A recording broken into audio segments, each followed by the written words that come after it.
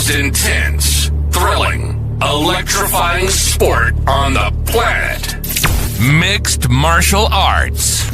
You've been looking for the definitive podcast to call your new home to hear everything about it.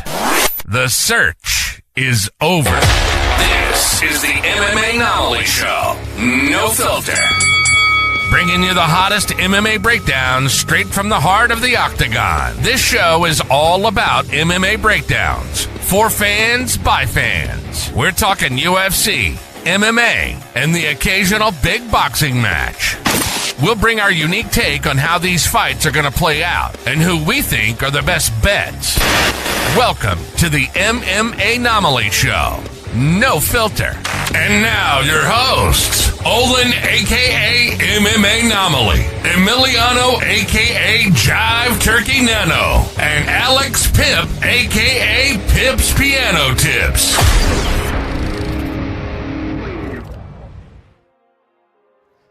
What is up, fight fans? Welcome back to another episode of the MMAnomaly Show, No Filter. I'm your host, Olin, aka MMAnomaly, and with me, as usual, are the co-hosts with the most, talking about a Jive Turkey Nano and a Pip's Piano Tips.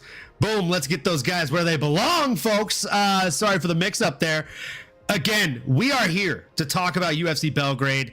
These are our reactions, and what we think should be next for the biggest winners and possibly losers. Folks, before we jump into the chats, let's jump into the hosts. How are you folks doing? Nano, we'll start with you. How the hell are you, brother? Let's go. Great to see you, boys. Great to see all y'all in the chat. We saw that the long anticipated wait is over. The show is live. We are back in town, boys. Great to see y'all. You know, busy days these days, a lot of traveling and whatnot, but you know what? The vibes are always high. And the good thing with these fights and our audience is that we're global, okay? We're map to map, we're coast to coast. So I'm excited to break it down with all the boys here. Tico Tech, what it do? We got Blake Gonzalez, first time catching the intro. Ha ha ha, so sick, fire. You're absolutely right. Much appreciated. Yeah, look to the man to my left here for that one. Shout out MMAnomaly, the best producer in the game. Dixon Sider. Speaking of MMAnomaly, he's sending us an invoice every minute after 8:30 until the show starts. I might retire tonight, boys. Cha-ching. Yeah, you're right about it. We do apologize. But we back, baby. Rain G. First off, sorry about Oben pick. Man, that was rough. It was rough. But now I know Oliveira is for real. Out of stats or not. Hey. And first things first, y'all, like the stream, okay? We didn't tell you. That's just what Rangery's letting y'all know what needs to be done. Pip, how you feeling, brother? Great to see you. I'm feeling good. We had a solid card. My bets were kind of 50-50. I had some really good ones. Rain, I'm right there with you. I had some that just kind of pissed me off a little bit. But hell, I think we got 10 first-round finishes. I mean, historic event over in Serbia. I'm excited to talk about it. I'm doing great. Uncle Olin, how you doing, brother? I'm doing great, man. The fight card, if I had to put it into one soundbite, it was money, boys. Like, it was fan-fucking-tastic. The picks for the fight card, you know, we've seen better days. I feel like we do better with the betting when Nano's on here. Sometimes he is the voice of reason when we're agreeing just a bit too much, and I appreciate that. Yeah, not the best week on picks for us. I think this might have been one of my worst weeks on picks as far as the underdogs competition goes that I'm in with the other podcasts. My goodness. What a card, though. I'm not going to dwell on the sad things. I am going to talk about the bad things. And by that, I mean the good things, boys. These finishes were epic, were they not? We're going to talk about the first fight of the night. It was, of course, headlined by Daniel D-Rod Rodriguez coming in against Uroš the Doctor Medic. My gosh. The Doctor is the worst nickname in the world for a guy that goes out there and just kills his opponents. But God, it works so well with Medic. It's up there with Touchy Feely for me. This fight was fucking phenomenal. Nano, since we didn't have you for the predictions, we're glad to have you back for the reactions. What was your immediate reaction to this Dr. Medic fight against the man fresh out of prison, a federale prison at that? Absolutely right. Thank you for dishing me the rock here. I'll keep it plain and simple, man. Color me impressed. Okay, not that I ever doubted the Doctor. I mean, he is PhD, I was like, suppose I hate a degree, but I was trying to make another joke there. Honestly, love what I saw from the doc. Okay, I trust my life within his hands, and I trust him to go take the life out of his opponent's hands. My goodness, man! I mean, what an absolute nasty combination, absolute nasty finish. Put the staple exclamation point. But the big standout to me was the crowd, boys. I mean, did we see the reaction he got? I mean, this is what turns fiction to fairy tale, right? I mean, this is an absolute iconic moment for him in his home country, yelling his name, the quick finish over a D-Rod, who's game, right? I know he might have came in with a little bit of cobwebs. We know his story coming into it was certainly unique, being arrested in Mexico for, I think it was like 18 months or something like that. I think we're all hoping to see a little bit more, but like D-Rod said, he knew the risk going into it. I think he knew what he signed up for. To see D-Rod go out in that kind of fashion. I mean, this guy, the doc, he's cooking something, boys. I can't wait to see what's next for the doc as he enters an absolutely stacked division, arguably already the deepest division, boys. But I'm gonna give it to Pip over here. Go ahead and take the meat off the bones, man. How'd you feel about it? What stood out to you here? And give the people what they want. Break it down for us. Yeah, I mean, just to give you a little extra, Nano, I mean, I also heard that D-Rod lost 15 pounds of muscle while he was in prison to then getting on the fight camp, which made me a little worried about that. But not to take away from Medic's performance, which was a spectacular performance, if I might add. I mean, headlining the first card in Serbia, getting a knockout win in just 30 seconds. And like most of this card, there isn't a lot for me to talk about because we kind of just got to fighting. But I mean, D-Rod rushed in kind of a little bit unguarded. I think he came in a little reckless because he got the knockdown early with the leg kick. But as I mentioned in my prediction, I mean, defensively, he has holes, and Medic just capitalized a lot faster than I anticipated. It was 3 shots, and then that knee to the body. It was a left hook, a right straight, and another left hook that followed up with that knee before D-Rod even hit the ground, pushed the head on the mat, and just unloaded. And I'll tell you what, that was probably the loudest crowd that I've heard in recent memories. I mean, 4 consecutive knockouts in round 1 for Medic. He's becoming a real star, and I don't think I realized it up until that card. So I'm very excited to see what's next for Medic. Like I said, not a lot to talk about because it happened very quickly. But Uncle Olin, what did you take away from Uros the Doctor Medic? Man, Nano, I'm picking up what you're putting down, and Pip, as always, a great fucking breakdown, brother. But as far as what Nano was saying, he does have his PhD, which of course stands for one of 2 things. You take your pick. It can either stand for professional head destroyer, because that's exactly what the fuck he is, or, I mean, we could just simply talk about what happens every time he makes that walk if he gets his hand raised. Puts homies down, folks. That's what he does. That's what he fucking does. The guy is a beast. And, I mean, he got it done in Serbia, fighting in his backyard. The first time we've made the trip to the octagon in Serbia. And make no mistake about it, Rodriguez's game, as Nano said, right? He came out, he landed a hard calf kick, and I don't know if it was a drop or a slip for a split second for Medić there. But then the doctor kind of reminded everybody why they call him that.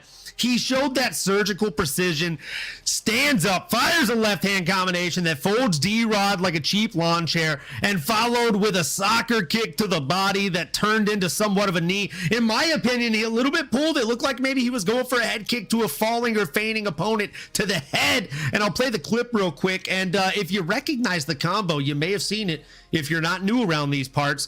Back in the days of Conor McGregor prime, folks. I'm going to play this clip. We do not own the rights to it. So I'm going to play this little we do not own the rights to it clip first. But keep your eyes peeled, folks. It's 2 seconds, so don't blink.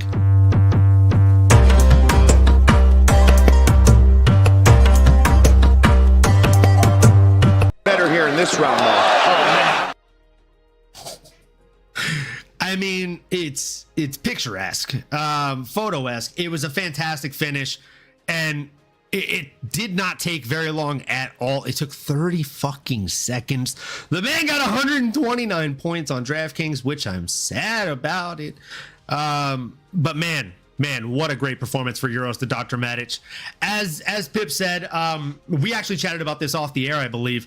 He lost 15 pounds in that prison. He said he was lucky, quote unquote, to have a bigger guy as his cellmate because he was able to get them extra snacks. But those extra snacks were cup of noodles, ramen, like cheap things that are high sodium, low protein, and high fat. it was not good for him, right? He was losing genuine muscle mass. And I think if we learned anything this weekend, there are two things at the top of my list, boys. Uroš Medić might be more than a prelim fighter. He might be a future headliner, as he was on Saturday in his home country, and he might be a contender, right? And as far as D-Rod, what we learned from him is maybe Federale prison is not the best base for MMA competition. I don't know. Maybe call me crazy here. It's like having fitness in your gym name. You know what I'm saying? It's not great. It's not great. I feel like we learned that as well. That's you know what? That's number 3. Big fan of threes, you know? I am one. Nano, we're going to go to you first on this one. What do you think should be next for Uros the Doctor Medic, arguably the biggest winner of this card? Definitely the biggest winner here, boys. He went 4 spots up in the rankings, at least according to the Meta UFC rankings, which I'm going to have to assume is the one that I'm just going to run with today. So what about this, man? He's sitting at the 10th spot. You know, there's some other guys that are fighting around him. And when you look at guys, I don't love matching him up with someone that is coming off a loss, even though there are 2 names ahead of him. That certainly makes sense. I'm going to go a little bit higher up here, and I'm going to get my 2 shiny new toys to make a potential top contender or upper echelon-esque star out of this. And bear with me here as I build up the suspense. I'm talking about a Gabriel Bonfim at that 6th spot, boys. Okay, number 10 versus number 6. We got 2 young guys. Gabriel's record, 20-1. The Uroš Medic is 14-3. I like it. They're seasoned vets. It makes sense. It's fresh blood, and like you said, potential headliner maybe in Brazil or somewhere. What do we think, Pip? Too high, too rich for your blood, or what do you think is next for the Doc? I'm not mad at it. As far as what's next for Medic, I do like his call out for Leon Edwards. I think that just kind of makes a lot of sense. I'm not super high on Medic. I really think once we see him fighting these primed, active fighters, I don't think it's going to go that far. But hey, prove me wrong. Leon Edwards is a great shout. I mean, kind of along that, among that elite of the elite competition there, it's a more favorable matchup, I think, for Medic. But I mean, if I'm trying to go the favorable route for Uros, Bilal and JDM also make a lot of sense. Other than that, anybody else that's in that top 10, I don't think he fares well against. Bonfim, I don't think that's a good matchup for Medic. But, Uncle Olin, what do you think? Well, since Nano and me are hive minding a little bit too much for my liking, and he took my fucking number 1 pick, I'll go with number 2. Solid pick. Obviously, I can't say I disagree with you there. I'm gonna go Jackie 3 names here. Jack Della Maddalena, I think, makes a lot of sense. Solid stand-up bout. He's got great defense for boxing, and Uros isn't gonna wrestle fuck him. If I'm Jackie 3 names, I sign the dotted line quicker than you can send it to me. You know what I mean? Like, he needs to fight a stand-up fighter, and this is a good litmus test for a Uros the Doctor Medic. It'll let us know where he is and where his ceiling really lies here in the division. Before we get to the next fight, let's jump into some of these chats here. D'Emilio Amelianito. Baxter, I don't speak Spanish. It was a great card. It was a great card. Hell no, Dragon Hunter, my guy. How you doing, brother? How you doing? Long time no see. I dropped into your stream the other night. I think you were playing WWE. I don't know if it was the 2026 one, but it looked dope, bro. Looked like you were having a good time. Hold on, I gotta play the other one first here. He did his residency in the Octagon. His thesis was how to starch the enemy cold. Love that. Yo, bro, just wanted to, Jesus Christ. Just wanted to show some love for your stream because you generally got crazy potential. I'd love to connect with you. Yeah, we'll connect, bro. D-Rod needed surgery, so the medic administered the anesthesia and put him to sleep quickly.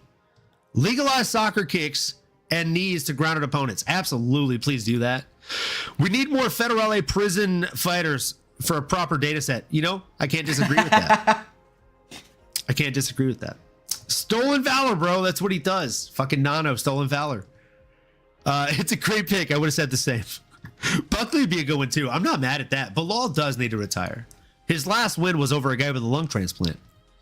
That's the thing. And Buckley is already fighting Mike Malott. So I like him a lot.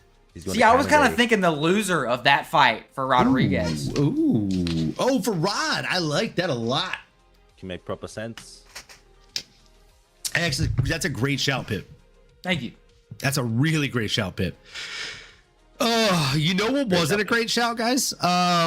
You remember so long, it feels like so long ago. Me and Pip, crazy long time ago, we were here and we were talking and we were like, you know, it's fucking crazy how disrespectful these odds are in favor of Navajo Stirling. It would just not make sense to not sprinkle a little bit on Jan Blachowicz. And that was so long ago. I feel like we've learned a lot since then. We're different people now. Ages ago. I mean, I barely remember it. Eons. But we were wrong. Eons indeed. We were wrong, folks. Yeah, milk was a bad choice because that aged like milk. That was terrible. Bad choice. Milk was a bad choice. It's so fucking hot outside, and we chose milk on that day. 36-6 in total strikes. You know, I'll tell you, there was a moment where I thought, boys, we might be in here. We might be in there like swimwear kids. But we simply weren't. We weren't in there like swimwear, and it turns out that Navajo Stirling is scary calm and scary good. And though this is the first big name he's fought, and though Jan Blachowicz is 43 years of age, I can't take anything away from the performance, boys. It was just simply phenomenal to watch. You know, a lot of people will talk about, and by a lot of people, I mean most people on MMA Twitter that are watching, and maybe even you boys in your breakdowns, are going to talk about the shots that led to the knockdown or the shots that got the knockdown. I'm here to tell you the shots that impressed me more than anything were the shots after the knockdown, right? The way that he was able to, and I say this all the time, like Nano, you've probably heard me say this a lot more than anybody else because we've watched a lot of fights together in person. Like, I will yell at the TV and be like, dude, just post and throw. You don't have to waste energy. You don't have to waste effort. You can slice and dice him by just posting and throwing. What I mean by that is when you're on top, as Navajo, sorry, John Anik, apologize. I apologize. Navajo, it is Navajo, not Navajo. When you're on top, you can simply put your palm on their forehead or on their face. It's really nasty when you put it on their nose and it doesn't bend like mine, right? But if you put it on their face, you rest it, and then you push up, you're alleviating and you're creating so much space, right? Depending on how long your forearm is, you're creating all that space. And instead of actually getting in full guard and really sitting up, using your abs and all this energy to reek down, you can simply post off their head and then let your body weight drop into an elbow. And if you do that and you turn your arm at the right armature, you will slice their shit open. And that's exactly what we saw. It went from barely any blood on the mat to blood spewing like a faucet out of this man's face in the course of a fucking finger snap. Navajo is a problem. I think for the division, he's very long, he's very strong. As Sir Mikloch said, he's very down to get the friction on. I think he's going to be a problem for a lot of these guys. He's very calm too. And I think that's a problem because a lot of these light heavyweights, they start too fast because they're just in a hurry to get it out of the way and get these guys out of there if they can. And then they gas themselves out, and then we have a boring slobber knocker of a light heavyweight fight. Stirling's built a little bit different. I just can't wait to see what's next for this guy. I have 2 names on my list, but I got it wrong. So cheers, folks. If you're drinking, drink with me. If not, do Rip of the Pit with the boys or whatever the hell they're doing. Either way, we appreciate you for being here, folks. Like, comment, subscribe, smash the bell for notifications. Cheers. Salute.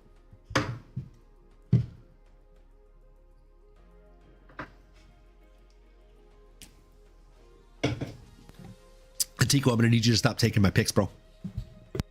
Yeah, Tico, chill. Pip, what were your thoughts on this one, bro? Let's be honest. I think Tico's taking a little bit of what's on everybody's list because Costa is a solid shout. I'm just saying. But no, I mean, this was a way better performance from Navajo Stirling. That'll help silence some of those critics over his last performance over Ian Cutelaba. And let's be honest, I was one of those critics. But got the knockout in round 1 over a very tough vet in Jan Blachowicz. It was a really fun fight for as long as it lasted. I mean, Navajo opened up trying to find those kicks. His defensive grappling even looked really improved. Navajo made the mistake early where he kind of slipped on a high kick. Jan tried to take the back, but Navajo was actually able to utilize his own grappling and control Jan against the cage. That was kind of the one aspect that I think I was impressed with the most was the grappling improvements from Navajo Stirling. But He was looking for that straight. He was trying to set it up, going to that body. He was doing that early, trying to get the hands to drop from Jan. But Jan found that left hook when Navajo came in. And I think that's when we all got a little bit excited. That's when we all said, his old dog still got a foot in this race. He dropped his ass. I don't think they counted it as a drop. Excuse me. But he took him off his base. I think it was one hand on the ground, one knee on the mat. That was a knockdown to me. I don't care what you say. But yet again, he got Jan against the cage. He wasn't really landing any damage, but he showed that he could control you if you kind of start landing too much. He was able to reset, get back, and start fighting at range. And soon after that, caught Jan with a perfect right hand down the middle. He was marching in, followed up with some nasty elbows to finish Jan. I mean, Navajo has improved immensely in such a short time as well. I think he's getting close to an opportunity at that title win. Or at least not one more fight till we get there. But Nano, what'd you think? Yeah, great breakdown, brother. You're absolutely right. I think that could have been awarded as a knockdown as well. I'm surprised that wasn't. But man, I mean, just what a clinic that Navajo Stirling went out there and put on. I mean, the overhand right, connected flush. Jan obviously is a little bit on the older side. Was he 40 plus years old? So I think 43, I believe. 43. Like, I mean, I think just some of the how he went down, or like, you know, his balance, and even just his ability to take some of those shots, it's not there anymore, right? Does he have the Polish power? Of course, he'll have that energy for probably another 10 years, but it's a young man's game, and Navajo has that skill and confidence, right? He had a lot of poise in there. He looked cool, calm, collected, even after the fight, just like, yep, you know, I mean, I train with killers, and I think one of my favorite lines post-fight is the one he dropped. I think he's like, who do you want to fight next? He's like, yeah, Dana has my number, 1-800 I'll kick your ass, or whatever it was, 1-800 I'll call me in and I'll knock you out, or whatever it was. A good little smooth 1-800 call me and I'm ready for it. So love that from Navajo, and I'm excited to break down what's next. I do think it's gonna be something big based after knocking out an ex-champion who did once beat Israel Adesanya at his heap. MMAnomaly. I don't know if I'm talking to you crazy here, but what did you think about it, brother? And what do you think's next for Navajo Stirling? Yeah, man, like I said, I thought it was a stunning performance. I thought he looked incredible out there. And, you know, the first thing that comes to mind for me, obviously, is the age, right? 43 years of age is tough for anybody. And as you said, the power's the last thing to go, right? So power's always going to be there. He's always going to have that unk power. I'm glad I still got a little bit of it. But, man, he's got it in spades. I'd like to see him hang it up as far as Jan. But as far as for what's next, I'm going to go ahead and pull this comment up because this guy took it right off from underneath me. Stirling should fight Costa. That's the number one pick. But I got to tell you, there's a second name that I actually like even more. I just think it's less logical or likely. But give me Yuri Prochazka. Two guys that are extremely big for the division. Very long, very strong, and strikers. They're both going to go out there and get it done on the feet. Neither guy's going to shy away from a fight. Hopefully, in my heart of hearts, I believe this to be true. But hopefully, Yuri Prochazka has been training with John Kreese of the Cobra Kai gym and has learned the philosophy of strike hard, strike first, no mercy. You know, if your opponent's hurt him more. You know, eat the spaghetti, as the guy says. Nano! I'm so happy you got that, Pim. Nano, who do you have on your list, bro? I love it, brother. I love it. Yeah, I think Costa's a proper shout.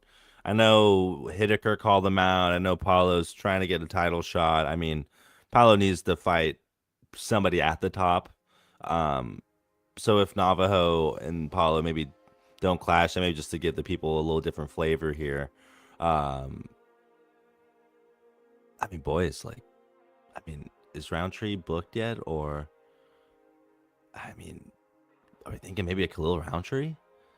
Straight Striker's Delight? Pip, you like that one? I'm not mad at that at all. Khalil Roundtree is the other name that I have on my list from the other names that you boys mentioned. Khalil Roundtree, I think, makes the most sense. It's a Striker's Delight. We get a real test to see where Navajo's striking is at. I mean, Roundtree has been in some wars. He took Alex Pereira to a, close fight up until he lost. He did the same thing with Yuri Prochazka. Kind of was winning first two rounds, got knocked out in the third one.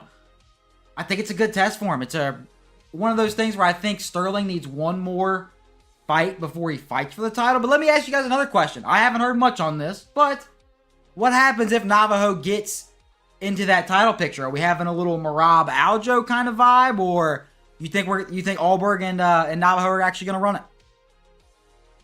They said they won't fight each other. Okay, all right. So we are going to have a little bit of a Merab Aljo situation. But my dad always says shit talks, money walks.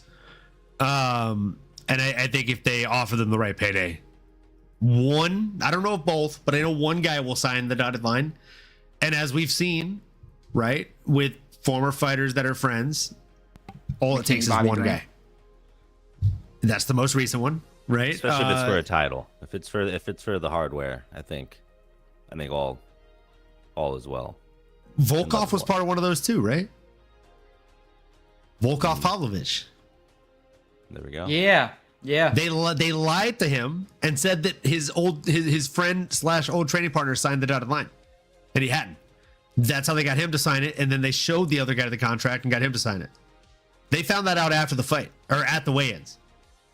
Marketing genius the UFC is. Brother, that's nasty tactics. Pull some strings. So I would love to effective. see two Kiwis fighting each other. Oh, hey, we got Anthony Smith is innocent in the chat. Hello, everyone. I love the picture. That's great. That is phenomenal. That pastor? Who is that? Oh, I don't even want to know. Hayoni Barcelos needs to teach him how to be Unk. I mean, fair. Has Khalil been rebooked? I don't believe so, sir. Let me look. I don't think so either. Actually, I already have the light heavyweight. No, he has not. Bam. Unless you check Marcel Dwarf's Twitter, to my knowledge, he's not been rebooked. Honestly, everyone ranked above him as a great fight. I agree with that. I don't think there's a bad option for him, which is not often that we say that, but that's the case here. Let's talk about a bit of a sad match, shall we, boys? This one was one of the sadder matches, in my humble opinion. It's Aleksandar Rakic in the heavyweight division and Marcin Tybura. Oh boy, oh boy, oh boy. It's crazy, right? And Pip, Nano, keep me honest here. If I'm wrong, if I'm lying, I'm dying though. This was a 15-minute fight, and it somehow feels like there's less to break down than there were in fights that lasted 2 minutes. I enjoyed it. I did like it. I mean, I'm not saying I didn't like the fight. I just feel like we didn't learn a ton. Outside of the fact that, like, okay, Pip, we're instead of doing breakdowns, real quick, we're just gonna do a discussion, okay? Last week when we talked about this, we agreed that the speed would transfer, the power not so much. Cool, so that's a moot point. We learned that was true. The hypothesis, check. Yes, it has been tested. Yes, the theory was in fact accurate. We said that he would be able to outwork him because of the cardio, because he's coming up from light heavyweight. Check. The hypothesis proved to be true. Outside of those things, we didn't really learn a lot. Like, outside of the fact that maybe the fact that the power didn't transfer is going to be a problem for him, because there were scary moments in that fight.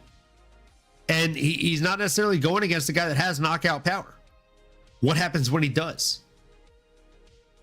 The Waldo Salsa Boy Cortezes of the world will fucking wreck him, bro.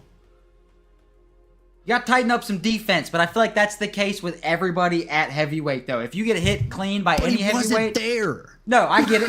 I get it. But he did eat some shots, and he was able to kind of handle that. But the one thing that I did like is that when he did eat some shots, he was able to get Tybura against the cage.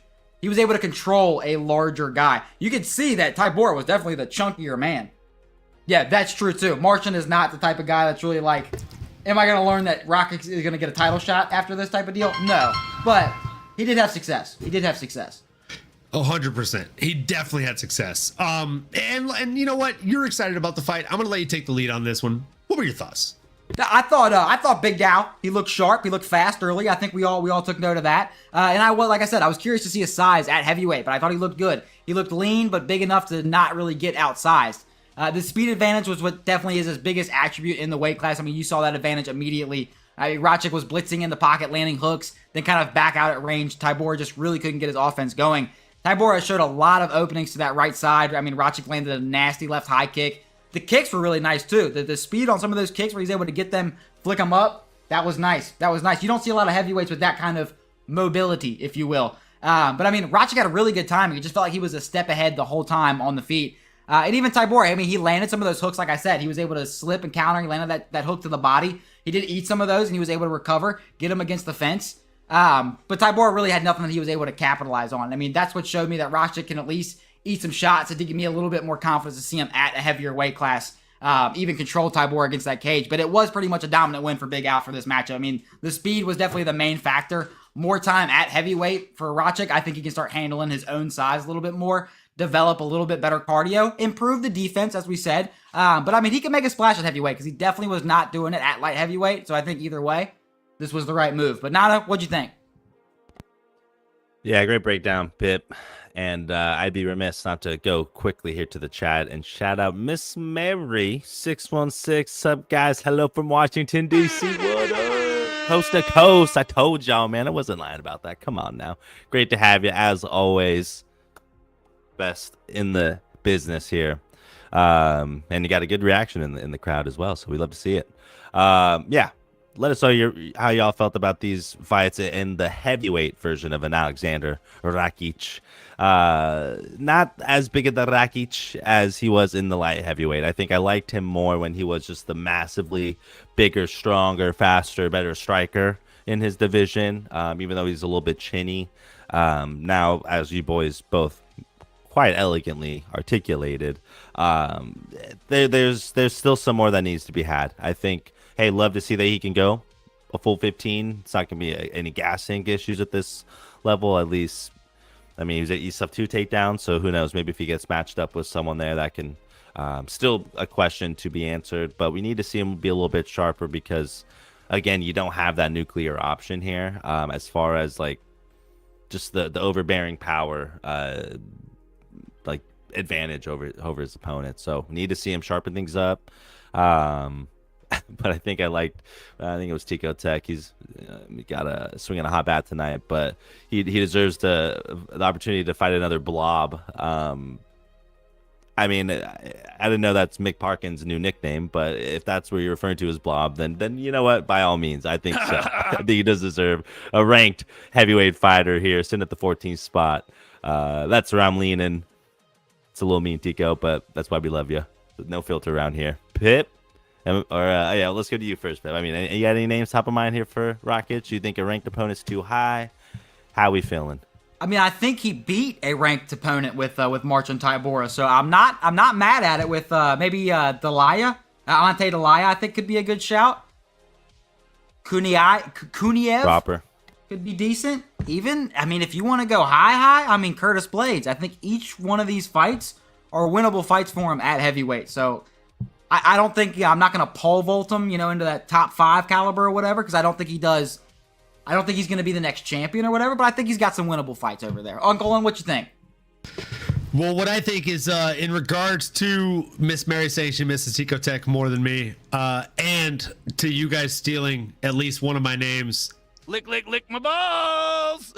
Yeah! Those are my thoughts. Read it and weep, Olin. I did. I read it. The weeping comes later because you know what? I hold it down for the fort. I'm holding it together for the show. Yeah, I think Ante Delija is a great pick, Pip. I think that one makes a lot of fucking sense. And the blob also makes sense, Nano. The third name on my list, thank God you guys didn't take them all. Maybe you did, and I just fucking caught me lacking here. But Derek the Black Beast Lewis, did anybody say that? No, but I thought about that match too. It makes a lot of fucking sense. Well, I'm glad you just thought about it and you just kept it in your head because that gave me a little runway. I appreciate that. Sometimes it's better when you keep it to yourself, Pip. Hey, it's a good fucking fight. I was happy. I'm happy you agree with it. So if that's what you're on, I'm with it too. Take my money. I like that. He was my number 2 name. And he's not going to wrestle fuck Derek Lewis either. He's not. I think that'd be a fun fight where the fans will win.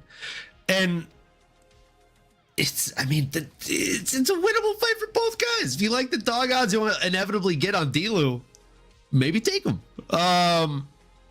Might be the one time in recent years where I'm not like, yeah, that's crazy. You're betting on Derek Lewis because he could win this. He could land a overhand. Fake a kick to the nuts or the stomach. Dude, Bam! his balls was hot. He had to get the fuck out of there, kid. Speaking of balls being hot and having to get the fuck out of there, I can't help but feel like Robert Valentin, his balls was also hot. You know, we came out here and we were like, Dusko Todorovic, he's about to go out here and get it done, dude. He's fucking beast. He's thinking, he's due for a win. He's fighting for a fucking job right now, dude. Yeah, we were fucking wrong, dude. We were super fucking wrong, bro. It was bad. I lost money on this fight bad. Oh, no. I fucking bet on it. We suck again. You know, it's look, I'll be honest, it's never great to lose money on a fight that you've bet on. But it somehow stings a lot worse when the guy you bet on to win the fight, no matter how you bet on him to win, money line, inside the distance, outside the fucking distance, in the parking lot, I don't care how you bet on him to win. But when that guy lands one shot, one of them, just one of them, that's not a typo, that's not a speako, right? He only attempted one. It was just, what was he doing in there? It felt like maybe we backed the wrong horse, and I feel bad for leading you guys and gals astray. I'm pouring up another one because this was just fucking a terrible showing. I genuinely, Dusko just did not show up, I feel. On that note, before I pass it to Pip to give us the first breakdown on this one, cheers, folks. If you're doing one, do one with us. If not, that's fine too. Either way, like, comment, subscribe, smash the bell for notifications. We appreciate you for being here. Cheers. Hello.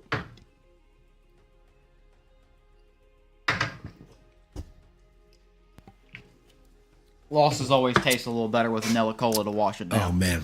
Oh, man. Same with Baja Blast. Baja Blast, sponsor me. I'm always trying to get Baja Blasted. It would be even more sweet if it were free. Baja. I can't resist anytime you say it. My guy Lee and my guy Enrique can do the surfer like, ha, so good. I've got to get them to send me a clip of them doing bah, and I'm just going to play it on the show. It's going to be great. You got to give that a cheers. soundbite. I was actually going to say, dude, that would be a great soundbite. Cheers, Miss Mary. I'm trying to catch up with you with your work happy hour. What were your thoughts on Dusko Todorovic's performance, or rather, lack thereof?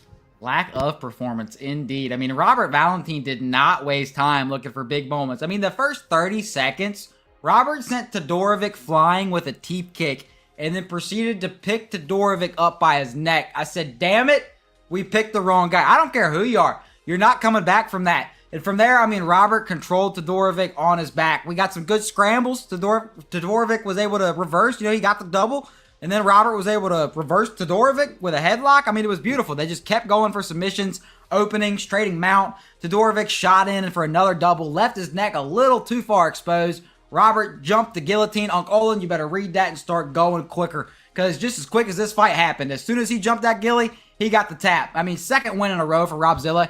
He might be starting to find a little bit of his footing in the UFC. So he's always putting on good fights. I think either way he's in there, it's a win for the fans. So, Nano, what'd you think of Robert Valentin versus, I don't know how you even say his first name, Todorovic?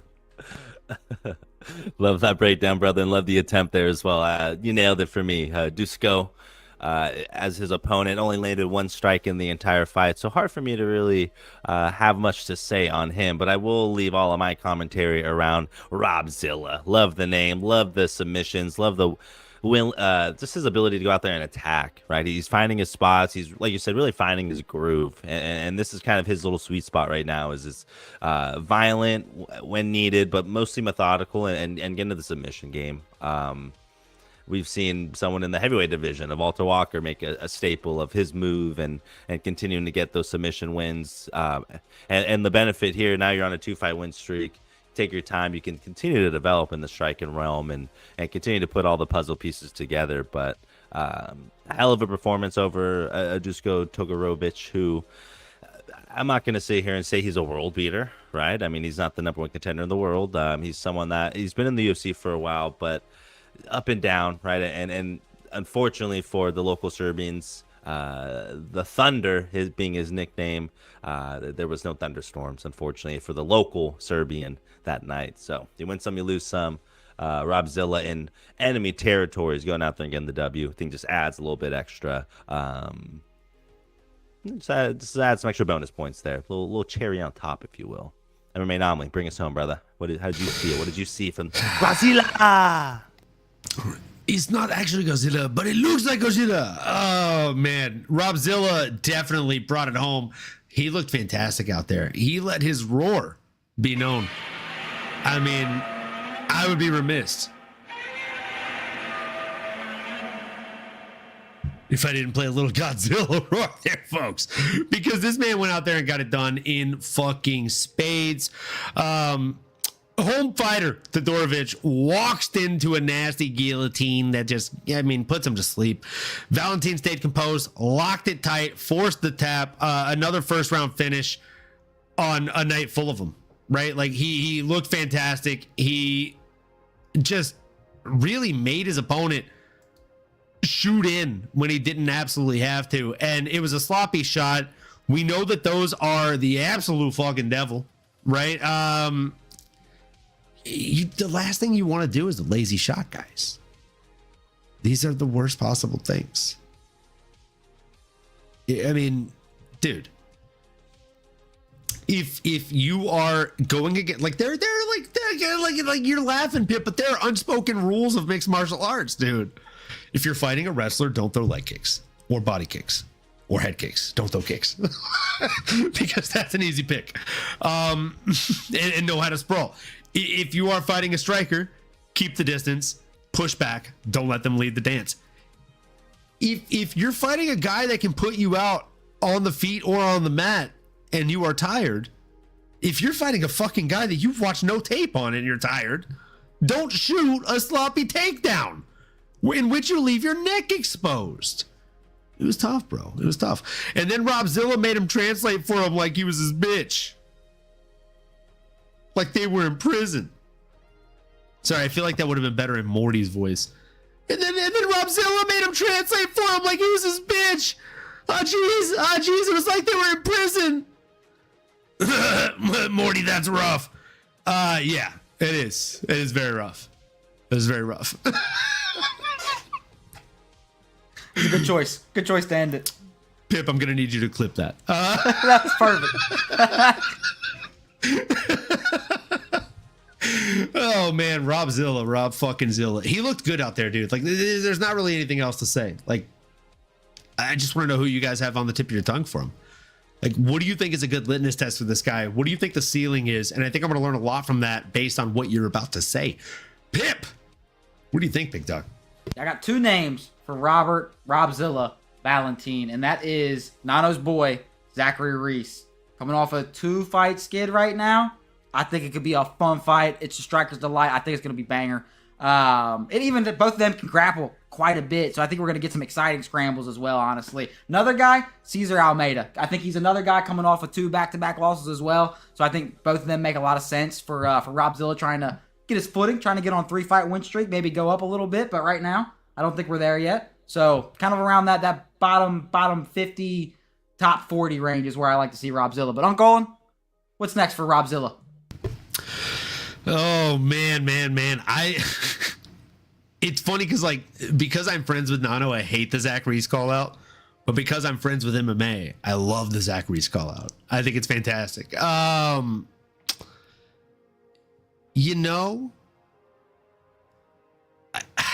really like Azamat Bakoev. I also, if I'm being honest, the 2 top names on my list, I have 3 names. The 2 top names, and I think maybe Nano can kick me off the pedestal here if these are too rich for your blood. But GM3 Gerald Mearshart, if he's not retired, I think that one makes a lot of fucking sense. He's on a 5-fight skid. Give this guy a guy who's trying to get on a 3-fight win streak.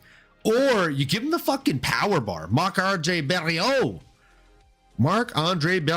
I think is a fun test to him. And he doesn't shoot in sloppy takedowns. And he has crazy strong hands. They're not the fastest.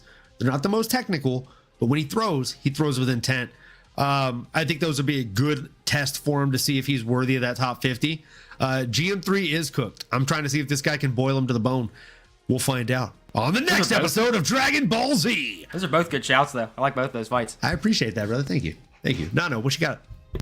Yeah, solid. And I think everyone has mentioned some solid names so far. I think we're in the right ballpark, boys. We want to see him fight someone that's been in the UFC a little bit, that has some skin in the game, that has some wins and has some name value, and frankly has some maybe a little craziness to him, which is why I'm going with the Cody Brundage. Coming off a win, a TKO victory over a Andre Petroski. I don't know. I guess he might be higher than at least a GM3, I believe, here, at least on Tapology. I don't know if he's higher than maybe the other names we mentioned here. But if he is the highest, then I say good on him. You know, Robzilla versus Cody Brundage sounds good on paper. So I'll take it. Along with anyone that y'all said, dude. Just giving y'all some diversity here. Let's go. I'm not mad at that. I'm actually trying to look up where he's ranked in Tapology. I believe it's 40. Oh, he's 48. He's 48. Yeah. That's not bad. That's a great shout, actually. Yeah, that makes perfect sense. And he's coming off a win, too, but it's one win. So you can't really argue to not fight back. Another name, if we're talking top 50 range, that I think does possibly make a lot of sense is Andre Petroski. Ooh, yeah. Like from a style point, that one's a fun fight. Yeah. Absolutely. That's what it is, right? You're kind of making Robzilla fun fights for not trying to set this guy up for a spot at the rankings anytime soon. He's not on a title run. He's not top 15 or even top 30. Like, we just need to give him fun fights so that we can build a fan base. Personally, I think he should fight Sam Alvey. Karate Combat? Fantastic. I was just going to think Karate Combat would be perfect. Can I say something possibly controversial here? I think Karate Combat was better when they had the health bars at the top of the screen, like Street Fighter. Oh, yeah. Yeah, I did like that. My roommate, who plays a ton of video games and is a huge Pokemon fan, but is not an MMA guy. You've probably seen him win a couple of the DraftKings, which is hilarious considering he's not a big MMA guy. Super silly shy guy in the DraftKings. Oh, that bastard. Dude, he's so good. Sorry, I take that back. You're just whooping my ass. He's so good. He's so Stop good playing. with the picks. Let me win. And one. he's literally like my old roommate, and he's like not super into MMA, but you know, he plays a lot of Pokemon, and you know, styles make fights there too. So he understands the game. But he really loved Karate Combat. Specifically, he'd want to watch every event when they had the health bars. And then I noticed when they took them away, he wasn't as interested. So I think they had something there. Like, make yourself different, folks. Make yourself different. Yeah, it's a good shout. What kind of friends are we talking about here? Like invite to your wedding or Facebook friends? In the words of the homies from El Dorado, both? Both is good. Cody Brundage is a donk. Book it. Book it. That's fantastic, dude. That's fucking fantastic. You know what wasn't fantastic, though? I am going to catch up to Miss Mary right now, folks. What's funny is she's 3 hours ahead of me being in Washington, D.C., and I'm going to go to bed at probably the same hour as her after this show. Because I'm going to probably pour up another one simply because I feel bad for leading you folks astray. Pip, if you have any alcohol, I feel like you almost are like clandestine to do one, brother. Like, yeah, I probably owe you guys. We talked so much. You don't owe them. You owe Gilbert Urbina, dog. We both do. Oh my gosh, you know what I just found? A fresh bottle cola to go exactly. Oh. Can we give him a chef's kiss, folks? Oh, I mean, Buffalo Trace. Let's go. I mean, oh, that's how you trace back your steps, brother. We're going to do it right. I'm going to go off the script for this one because I'm so pissed off about it. I parlayed this. This is the best comment of the show. Nano is cosplaying as MMA Guru today. That's fantastic.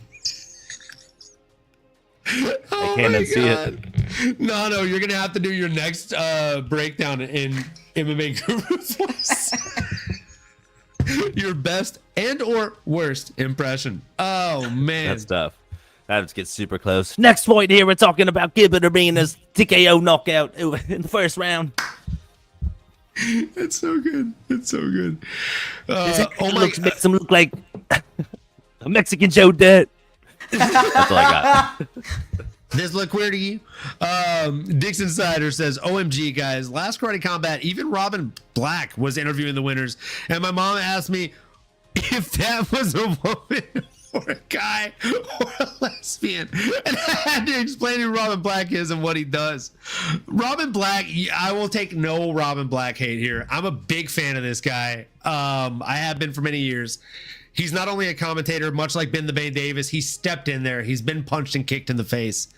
And like he lost his debut. And then he came out and he did it again. And you love to see that, much like Ben the Bane Davis. So I love Robin Black. Does he have a very Spencer's Gifts / Hot Topic style of fashion? Yeah, absolutely. That's fine. One of my favorite current shirts I think I bought from Hot Topic. It's There's nothing wrong with a little bit of Hot Topic. Nothing wrong with it. No, but fun fact though, Nano, you'll appreciate this because now you watch Invincible. One of my favorite shirts right now, got it from Hot Topic. You'll probably want to pick one up. It's the twins from Invincible doing the Spider-Man meme. Sick. It's so good. That's literally all that's on the shirt. Just them like, you're the clone.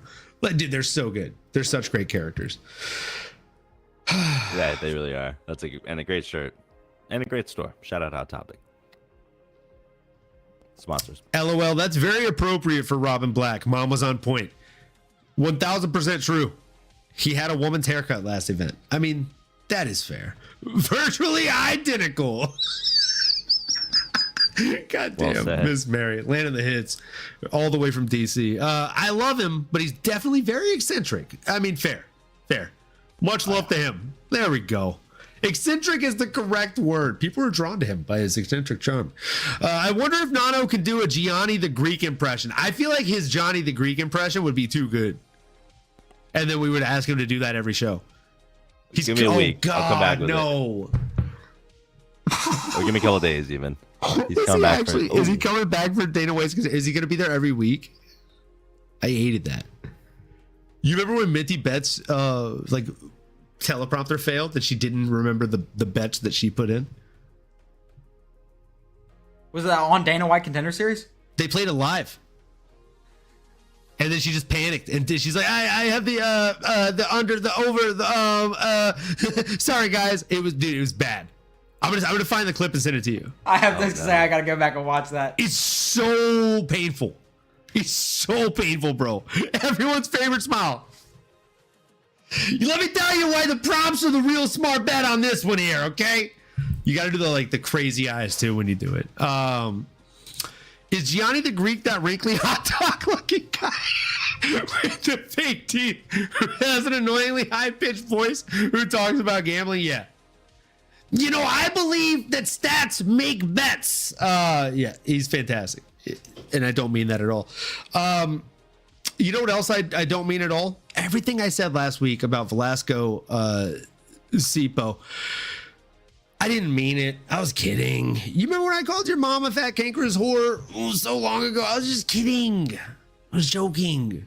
If you've seen Tropic Thunder, you get that. If not, she's too young for you, bro. Either way, we were wrong on this one. So cheers to you. Cheers to you, folks. My God, if you haven't done so yet, what are you doing? Like, comment, subscribe, smash the bell for notifications. We're almost an hour in. We even got the man on the right doing a shot with us. Let's go. Cheers. We were fucking wrong. Hello. We were super fucking wrong, man. Say, this ain't a good one. This ain't a good one.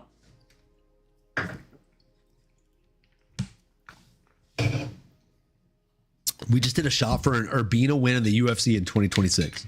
That's crazy. Urbina is fucking ass, and I just did a shot because of him. Urbina's terrible. But so you know what? Statistics would tell you Vlasto Sipo is actually worse. Would you believe me if I told you that? I would. I would, in fact, believe you. A week ago, I would have said you're fucking crazy. Urbina's Don't get me started on Sipo, said Tico. Nano would not do a good impression of that guy because Nano is likable. LOL. Fair. Sipo, worst jinx. He's the worst jinx, bro. Bro. Rangey. Hold on. I'm scrolling all the way to the fucking top of the chat here before we even started. First off, sorry for the Oban pick. That was a rough one. But now I know Oliveira is for real. Padded stats or not. Like the stream. We appreciate the like the stream, but my God, you agreed with us on Sipo winning this fight. Where were you? Okay, we needed you. We were drowning. We didn't even know that we were treading water, and we were drowning. We had water in our lungs. Throw us a raft. And Dixon, I'm looking at you too, bro. Where the fuck were you? You couldn't tell us that this guy was overhyped and overrated? You let us say this shit on air? You let us do, like, if I was flexible enough post hernia for my foot to fit in my mouth, I would do that right now. But I'm not trying to do all of that and have to go back and see my surgeon, who's a very nice man. Okay, I'm not trying to do that. No, I have to stop talking. Please, for the love of God, tell me what you thought about this fucking fight that, thank God, you weren't here to get wrong too. Yeah, I guess I'll partially take blame here as well for not being able to guide you guys in the right course. That's on me. Whoa. It happens. That was cool. But yeah, man, I mean, the reality was, like, Vlasto Stepa was the heavy favorite coming into this, boys. Like, -3 something and some change, maybe more or less. Yeah, more. I mean, that's to me saying that sometimes, you know, the underdog has his day, and it was Gilbert Urbina's dog. You know, sometimes the wet dog even has his day for Pips. Certainly an outlook on him, maybe not the highest, and I get it, right? I mean, I think he's not textbook. He really just went out there and made it a slobber knocker fest, and I think that got his opponent Vlasto out of his natural game. Love his tattoos first and foremost. I think some of the better ones, which maybe that was his also, could have been an indicator for us here. I don't know. Didn't nobody mention that there were too good of tattoos and that too pretty boy that he's gonna lose, right? We need to see shittier tattoos. They're too nice. So, all things considered, Gilbert Urbina stuffed him with the jab and got the job done, boys. Like, it happens. Life keeps going. Life keeps him moving. Shout out Tico Tech. Because you're right. I let the wild donks here run a little too wild. That's on me. I got to slap him into shape here. Give him a little hiney. Little pat on the back there. A little good game slap ass, if you will. Slap ass. And then we keep it moving. Shout out Nance. Jail tats. You're right. Goddamn right. That's what we want to see. The worse tat, the better the fighter. There is certainly a spectrum there. MMAnomaly, take it over, brother. Mary believes the complete opposite. She thinks the worst tat's the worse the fighter. She thinks if a guy can't make up his mind on a tat that's not douchebaggery personified, that he's probably not great at defending his douchebaggery personified in the octagon. And I will tell you, the first like 2 years that she played in DraftKings with us, you can attest to this. We started doing this during the Yelp days. It's been many years now. She used to win a lot of them. It's funny now because she's fallen into what I call Olin syndrome, where now she knows a little too much. And she's like, oh, this guy actually is a douchebag. It doesn't matter how good his tattoos are. He sucks in real life. I can't, in good faith, put him on my DraftKings because he sucks. He's a shit human. So she will bet against Tommy McMillan, you know? And then or she'll be like, you know, Charles Oliveira cheats in every fight. I can't put him on my card. And she'll bet against the Charles Oliveira when he's not fighting somebody named Taptoro. So she's fallen into the trap that I too have fallen into. Tico Tech agrees though, bad tats are a sign of low IQ, right? Yes, I agree. However, there are MMA anomalies in the group talking about Tommy McMillan, right? Some of the worst tattoos you've ever seen, some of the funnest fights and wins you've ever seen. Have you seen that Wolverine tattoo? Show this on screen. Are you sending it to me on IG? What are you talking about? Send it to me on IG, brother. I'm gonna need to see it. Send it. Yeah, I got nothing here, bro. I got nothing. Gonna need you to screenshot that and send it, and I will definitely show it. Okay? I will show it. I promise. This I promised you. Pip, talk to me, Goose. How bad did you feel? I mean, I didn't even give a breakdown of the fight because there's not really a whole lot to give. I'll give you 3 sentences. Urbina wasted no time. Got the fight where he wanted it, rained down elbows and punches, ends it in just over a minute. And I would say it was brutally effective. It was brutally efficient, and he made his opposition look like he was making his UFC debut, and that maybe he was the one that belonged to a family-long lineage that was trying to get wins in the UFC. Pip, I don't want to talk about it anymore because I just feel sad. What were your thoughts on Dusko Todorovic and Gilbert Urbina? Sipo Urbina. Oh, sorry, I got Sipo, you. my God. I'm so sad. I'm so sad. We going back to the Robzilla fight? I'm sad about, bro. My No, God. I mean, this fight fucking Tell me sucked. why I mean, you're sad about both in the same way. yeah. Both of them kind of pissed me off a little bit. I'll try to keep it short, but I'll be honest with you. Urbina got his fucking knockout. He knocked him out in the first round. I can't believe it. It was a straight shot. And then you know what happened? Sipo's on the ground. Well, I don't know what he's doing. He's not trying to kick off the hips. He's not trying to grab a leg. He's not trying to do shit. He's over there on the ground just getting punched repeatedly in the face over and over again. This dude does not belong in the UFC. He came out there, I will say he came out there as expected. All right, I knew he was this kind of wild brawler. And I figured, all right, Urbina's going to have a little bit of trouble dealing with the aggression. No, apparently not. He's sitting there fucking wigging him with straights down the middle. I mean, I don't know what the fuck's happened. He had decent head movement. He looked good. Sipo does not belong in the UFC. Sipo's done. He's getting cut. He's on the no bet list. Fuck Sipo. He's done. Urbina, I mean, he's right there in that spot. What's next for Urbina? I think we've all gave our breakdowns. Damian Pinas is ranked number 58. We're fighting at the White House. Fucking Urbina's getting wins. Give him Damian Pinas. Put the world back in order. Tico Tech. Fuck Urbina. Fuck Sipo. This man said Urbina cost me a big leg of money, and I need him to get fucked by a large penis. That's what I heard. I want to see a fast, explosive That's the finish. only thing I heard. I want a premature finish. Right.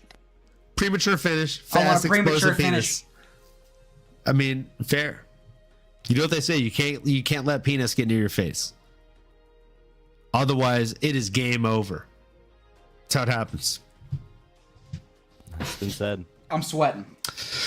Oh man, that typically happens when you start talking about penis. I've noticed.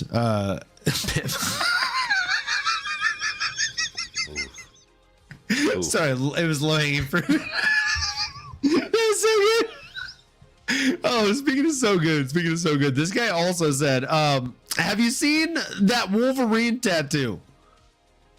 I have now. I wish I hadn't, but I did. Oh my God. What the fuck is even that? Oh, I do see it. Yeah, so he's coming out of the adamantium What the hell tank. even is that? Who is What that? the hell even is that? Yeah.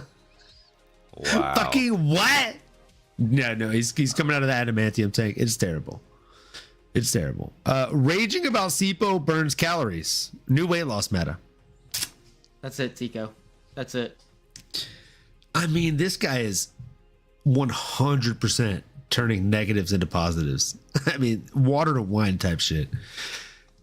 Did you say Egg Todorovic? No. Who the fuck? There's a chance. I said and Todorovic.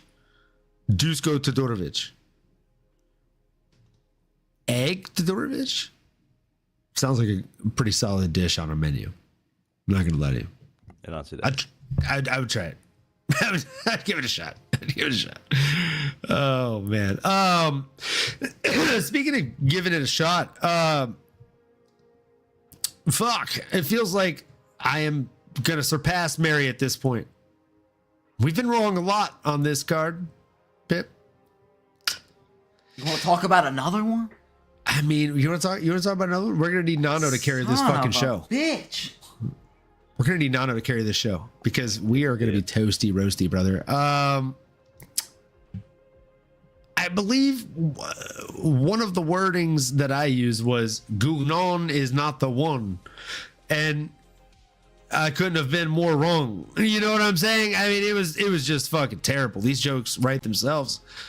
19-4 versus 9-2. There's a pretty clear path to victory if you just look at that on paper. If you look at who they fought in their records, again, fairly clear path to victory on paper. There was a post in here earlier. I believe we've posted it on screen a handful of times. I'll play it one more time. Rain G said, first off, I'm sorry for the Oban pick. That was a rough one. But now I know Mikel Oliveira is for real. Padded stats or not. Yeah. Not even going to say the last part to like the stream because we don't deserve it on this one. Really don't. Yeah, padded records. All the same. We were wrong. There was a cheer I remember from a high school team near me in Bossier City, Louisiana. And they used to say, nuts and bolts, we got screwed. That's how it felt. That's how it felt with a lot of these picks. Pip agrees. I can tell by his laughter. That was a cheer? Yeah. Nuts and bolts, we got screwed. And they would do like with their little pom-poms. It was a terrible cheer. That should have been played right after the last 3 fights that we've just talked about. Well, 100%. Yeah, it was typically played in those situations, Pip. You're catching on. You're picking up what I'm putting down right away. Oh, my gosh. He's so good. Oh, Milos Janicic, Noah Gugnon. It was just not fun. Another debutant gets it done early. Gugnon takes the back, gets the sub. I mean, Milos looked like he didn't belong in there. He looked a little bit timid. He did land more strikes. He did land more significant strikes, but he also just left a lot of openings. And I mean, the most important thing about this fight breakdown is that Guru took off the beanie, and that's important. Had to be done. Had to let the cat breathe a little bit. Had to be done. He had too much of a cap on the top, a little Leonardo DiCaprio, if you will. It's such a devastating card for me when I'm rooting for a Frenchman because he's across from a Serb. Crushing choice dilemma for me. It is tough. It is tough. Rain G, did you think that comment was going to be so overused when you posted it? Air it out, brother. Air it out. When in doubt, air it out. I say it all the time. Speaking of things I say all the time, Nano, what'd you learn here? I learned a lot about our boy. I mean, I learned that Noah Gugnon is it's Gugnon your business how he gets it done. Okay, it just gets it done. Great submission win. It was efficient. I mean, I just felt like he looked really fast. I'm not gonna say not like I can necessarily break down the chess moves he made on the ground there. I'll leave that to Pip. But oh gosh, shout out MMAnomaly. Oppa Gangnam Style.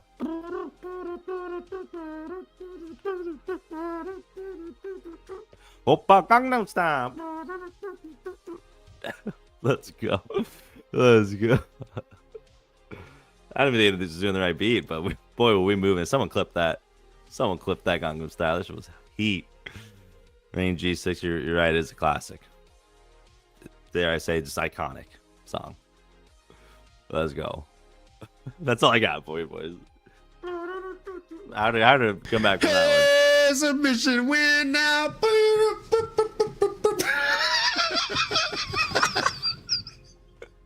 Oh my god. Gangnam Style. All right, I'm done. I'm sorry. Well, as am I. Pip, what do you got for us, brother? Yeah, I mean, the one thing that I learned is that Milos has them Sugar Sean legs, and unfortunately, he does not have the footwork to avoid the leg kicks. And that's a big flag in your debut for the first kick to land and take out your perennial nerd. We got 12 seconds in. Gugnon threw a calf kick, and immediately Milos was dealing with that drop foot. He tried to throw back. Nothing meaningful was landing, or just didn't have much of an effect because he couldn't stabilize himself. Gugnon threw an outside leg kick that landed right on the knee of the other leg. And Paul Felder goes, oh no, now the other leg is done. I thought he was joking. He backed up and fell over. He took both of his legs out, and it probably took 40 seconds to do that. We're 40 seconds in the biggest fight of your life, and you have no leg. I thought we saw that with the Walter Walker Zion fight. And you know what happened in that fight? Walter Walker got the rear naked choke on Zion Clark, and that's exactly pretty much what we saw with Gugnon. He fought a guy with no legs. He couldn't do nothing about it, and he got the choke in round one. Another one that kind of pissed me off a little bit, to be frank. That's crazy because I've never seen you be frank in my life. For the entire duration I've known you, you've been Pip. So this was obviously a very fucked up situation for you. And Pip is gone. Welcome, Frank. Frank the Tank, folks. Sup, motherfuckers? Bro. Shout out everyone. The last like 2-3 shows, I've been literally like looking at these guys to my right, like, Where are you?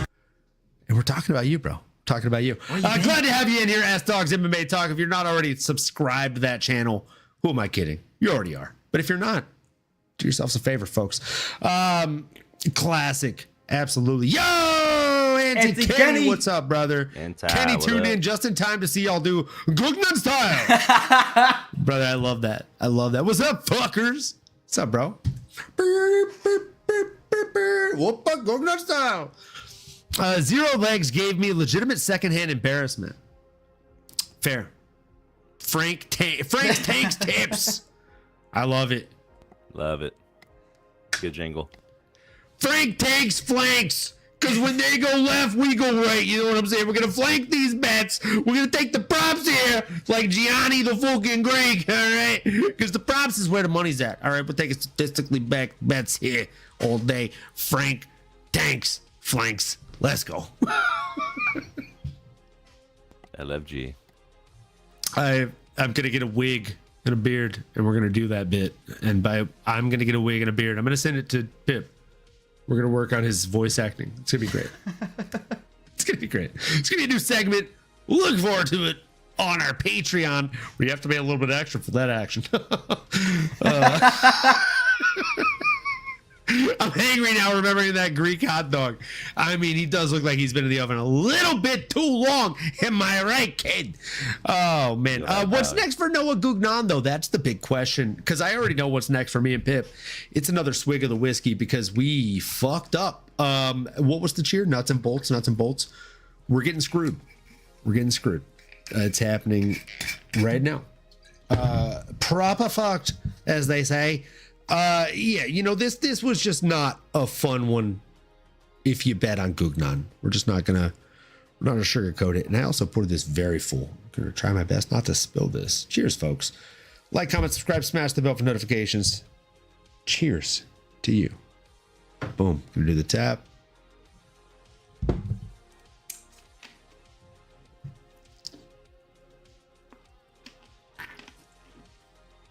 I'm not gonna lie, even I'm shocked I didn't spill that.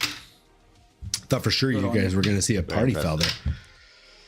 12 years in restaurants, I guess. Bill's that habit. I don't want it up. Just I'm always thinking that a bridge clips when somebody says party pooper. It's fucking who was it? I think like Pope. No, it was Guru sitting there going party pooper. Now get my coat. A bridge is so underrated. Just Do It says, yo, I think you three should do a show every week to discuss things that are happening in MMA world, not just picks and fighting like Boys in the Back does with the Helwani podcast. I'm down to add a third day. I'll curate those clips. Just got to figure it out with the boys. We'll start the conversation after the show. Like the flyweight who passed from the heart attack today. Alan Nascimento. That's how much of an MMA head I am. Anthony Smith situation and stuff, somewhat relative to politics sometimes, but we want to hear your opinions on the podcast. LOL. You three would be perfect. Yeah, like how Ilia Topuria has now been seen getting intimate with two men publicly in Spain, one of which was a soccer player. Whoa, I did not hear about that one. That's news to me. Well, I'm here to defend it. Okay, let me get a little Baja Blast. Defend it. I've got a response, okay? He's been told by a very trustworthy source. Okay, the Nelk Boys podcast. That's the trustworthy source. He's been told you should never find your wife in Miami. And I think he took that to heart. So now he's trying to find his husband in Miami. Can you blame him? He listened to the advice. That's true. Pip's trying to figure it out. I'm thinking. I'm not taking the bait on this one. You know? I'm not taking the bait. Nano's been here too long. I'm fucking kidding. No. Totoro. I mean, He's He's trying to give him the top Toro Sushi roll. You know what I'm saying? He should meet my boy Damian Pinas. Call it like a three boys takes or something. Deep into these situations. I like it. I fucking like it. I'm not gonna lie to you. Yeah, I like that. What I don't like is that we still have to talk about this Gugnon fight. God damn it, Pip. What do you even want to see this guy do next?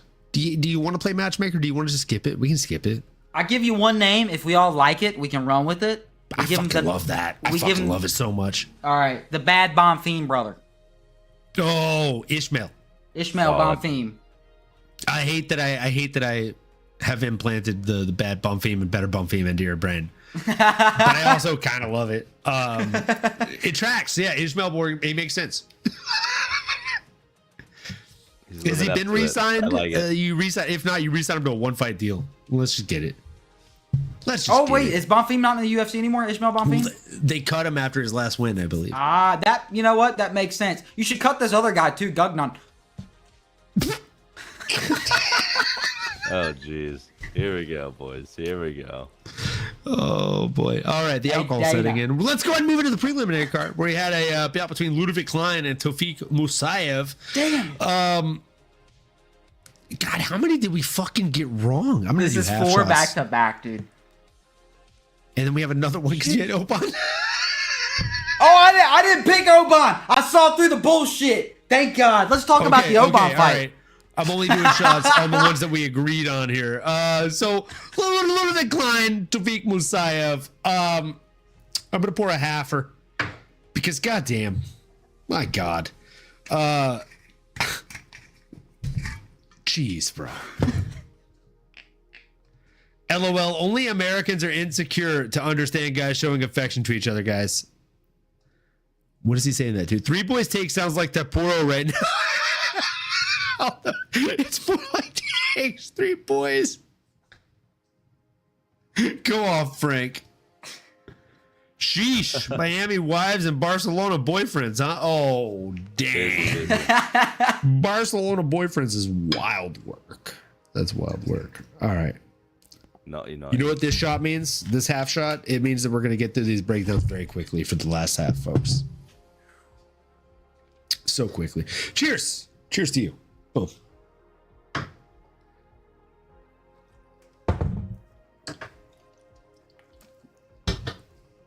I want to talk about next week's fights. Already, bro. Already. No, you sober son of a bitch. I'm going to let you take the lead on this one. Ludovic Klein, Tofiq Musayev. Give us the crossed I's and dotted T's, brother. The dotted I's crossed T's is, I would have leaned Ludovic Klein. I'm a really big fan of his work. I think he's got great striking. He's a great well-rounded fighter, typically makes good decisions. I was, frankly, maybe just unfamiliar with Tofiq Musayev and his game. This Azerbaijan, if you will, proved to be quite a force to be reckoned with. I mean, it was a competitive first round, but as it really started to unfold into that second round, and if it was going to go into the third even, it just felt like Tofiq was really starting to gain the momentum and really assert his dominance in this fight. I mean, obviously he was able to get the knockdown on a Ludovic Klein, who again is typically the hammer in these fights, not the nail. So I was, again, my favorite expression tonight is color me impressed with Tofiq Musayev. I think when you look back, I mean, and now I'm almost gonna have to eat my words again here because he beat Ignacio Bahamondes in the past, right? I mean, he lost to a Miktabek Orobai, who is huge. So I think his track record, even on paper, looks worse than it is. But this 36-year-old still is every bit as tough as nails as any young prospect in this division. So I'm excited to see what's next for him. But I would have got this one wrong too, boys. So it is what it is. I think Just Doing It might have the best representation here before I kick it back here to Pip. And he says Ludovic Klein looked off that day. Where were the kicks? ? Maybe he was injured coming in. ...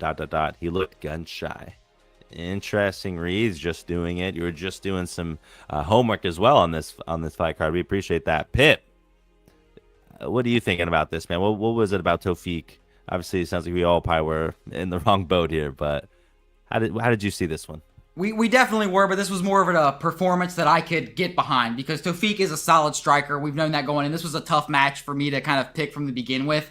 But the one thing I thought really affected Klein's kicks was the straight hand that got through from Tofiq. The timing of Tofiq looked nasty. I mean, he looked sharp on the feet. He had really good counters in the pocket. Like I said, he was timing Klein's leg kick with that straight hand. He was able to keep Klein on the back foot. He just took away the base with those inside leg kicks as well. He just couldn't get that base going. And that became a theme of this fight up until the finish, just constantly taking Klein's feet from under him, timing that straight hand through the guard. Klein, you know, he started finding his range a little bit more in round two, the right hook in the pocket, some good kicks, but Tofiq always returned something right back. He got more comfortable in the pocket. He started ripping shots to the body, bit down on the mouthpiece, knowing Klein's movement and power just wasn't much of a threat as it was in round one. Really just pieced Klein up against the cage, his body-head combinations. It was 3 right hooks through the guard of Klein, and then range shots to end the fight. I mean, definitely the biggest win in his career at 37 years old. I think you might have to rush this guy for a title, you know, not up for a title shot, but, you know, up closer to that range as he is getting a little older. But, man, he looked good, and he impressed me a lot over a tough guy like Ludovic Klein. But, Uncle Olin, what did you think of this fight? Yeah, man, I thought this one actually went past the first round. Like, It definitely did.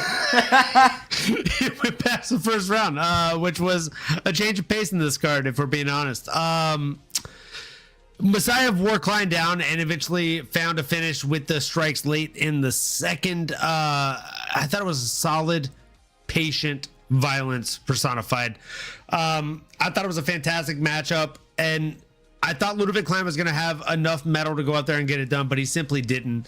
What I think should be next for him, I mean, I think there's a number of different options. Realistically, Grant Dawson or Manuel Loco Torres or Tom Big Train Nolan.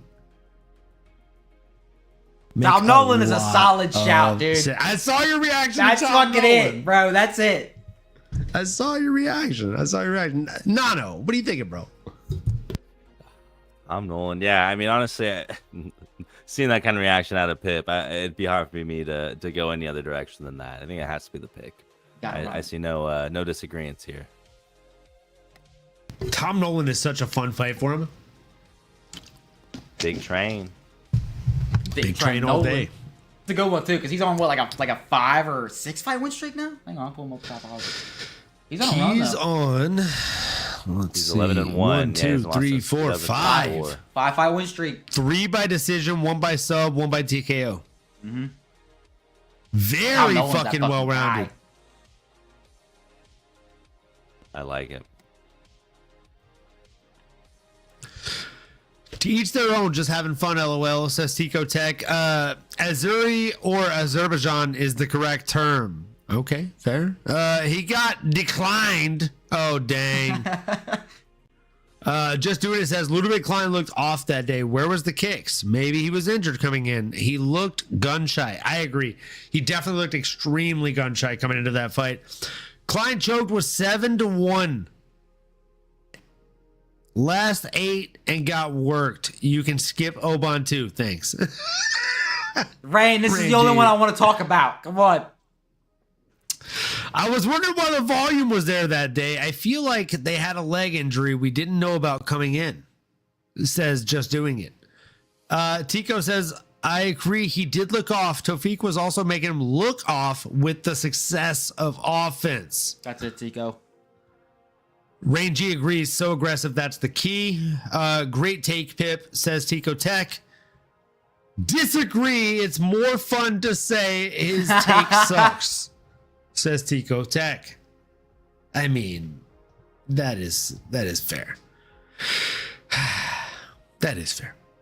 Again, I say this one actually went past the first round, folks. We got a second round. You should be happy about this. Nano, I'll go to you first here. Like, realistically, for this guy, what do you think the ceiling is? Do you think he can be champion?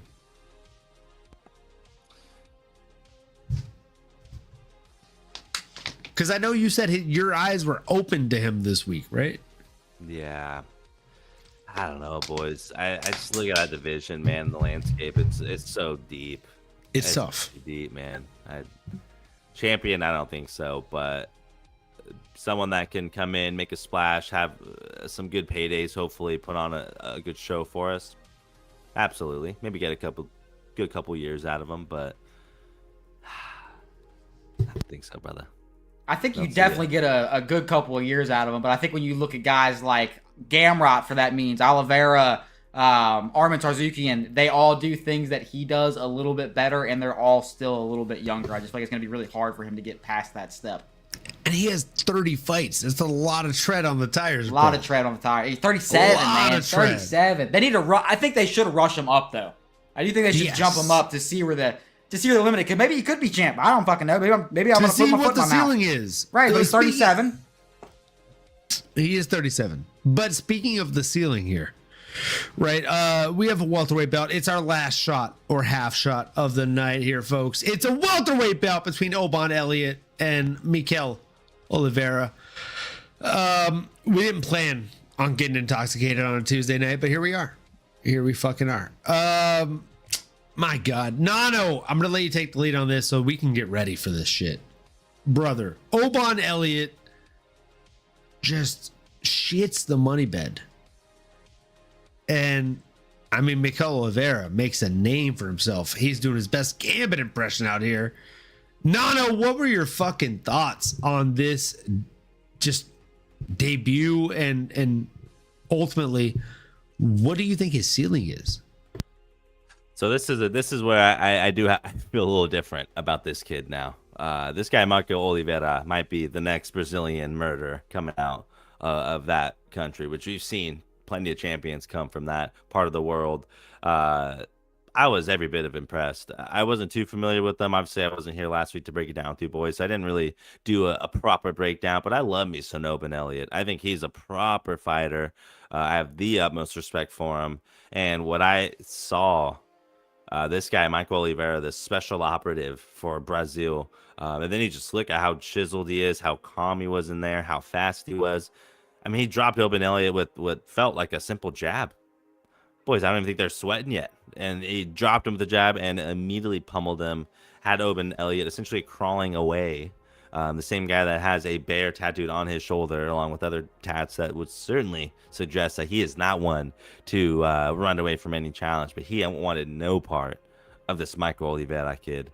I keep saying kid. I don't know how old he actually is or not, or young, but he is every bit legit. Can he be a future champion? I mean, man, if all is aligned, I think there's always that idea that opportunity and a little bit of luck have to align for him to have that path. But if he's going to continue to knock him up and knock him down, I don't see any reason why he's not. He's someone we're going to be talking about much, much more often. I don't think there's any fighter that's too rich for my blood. Maybe you want to build him up a little bit more. I think that's kind of the typical protocol we've seen here. You look at the Bo Nichols, the Gabe Stevensons, anyone that came in with a lot of hype, they usually have a couple fights before they get thrown up there. Let's ignore Kai Asakura for 1 second here, but I'm getting sidetracked. Pitt, I mean, are you buying the hype on this kid? What did you see, brother? This banger of a welterweight.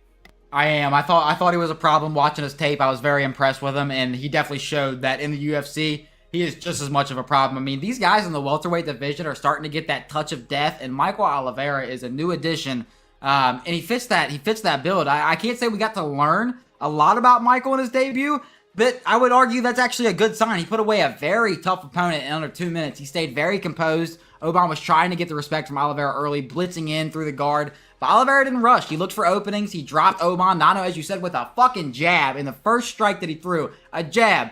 Knocked him down. And I can't say that I don't know much about his grappling level, but like I said, his last name is Oliveira, and he was able to stuff all the takedowns that came from Oban, which is a really big problem because Oban could not hang on the feet. Shortly after, it was that 1-2, probably the second and third strike that Mikel Oliveira threw. Put Oban down one more time. Time that straight right, just beating the hook of Oban. And I say this every time. The straight always beats looping. You beat that timing every time. Pinned Oban's head against the cage. He landed a few shots on the back of the head. Let's call it what it was. But I don't think he recovered enough from that straight right hand to do anything else. So it was a great debut at 28 years old, undefeated.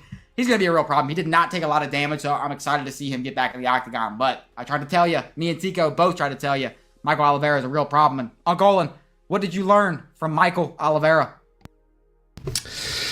I learned that he's a fucking problem, bro. He's calm.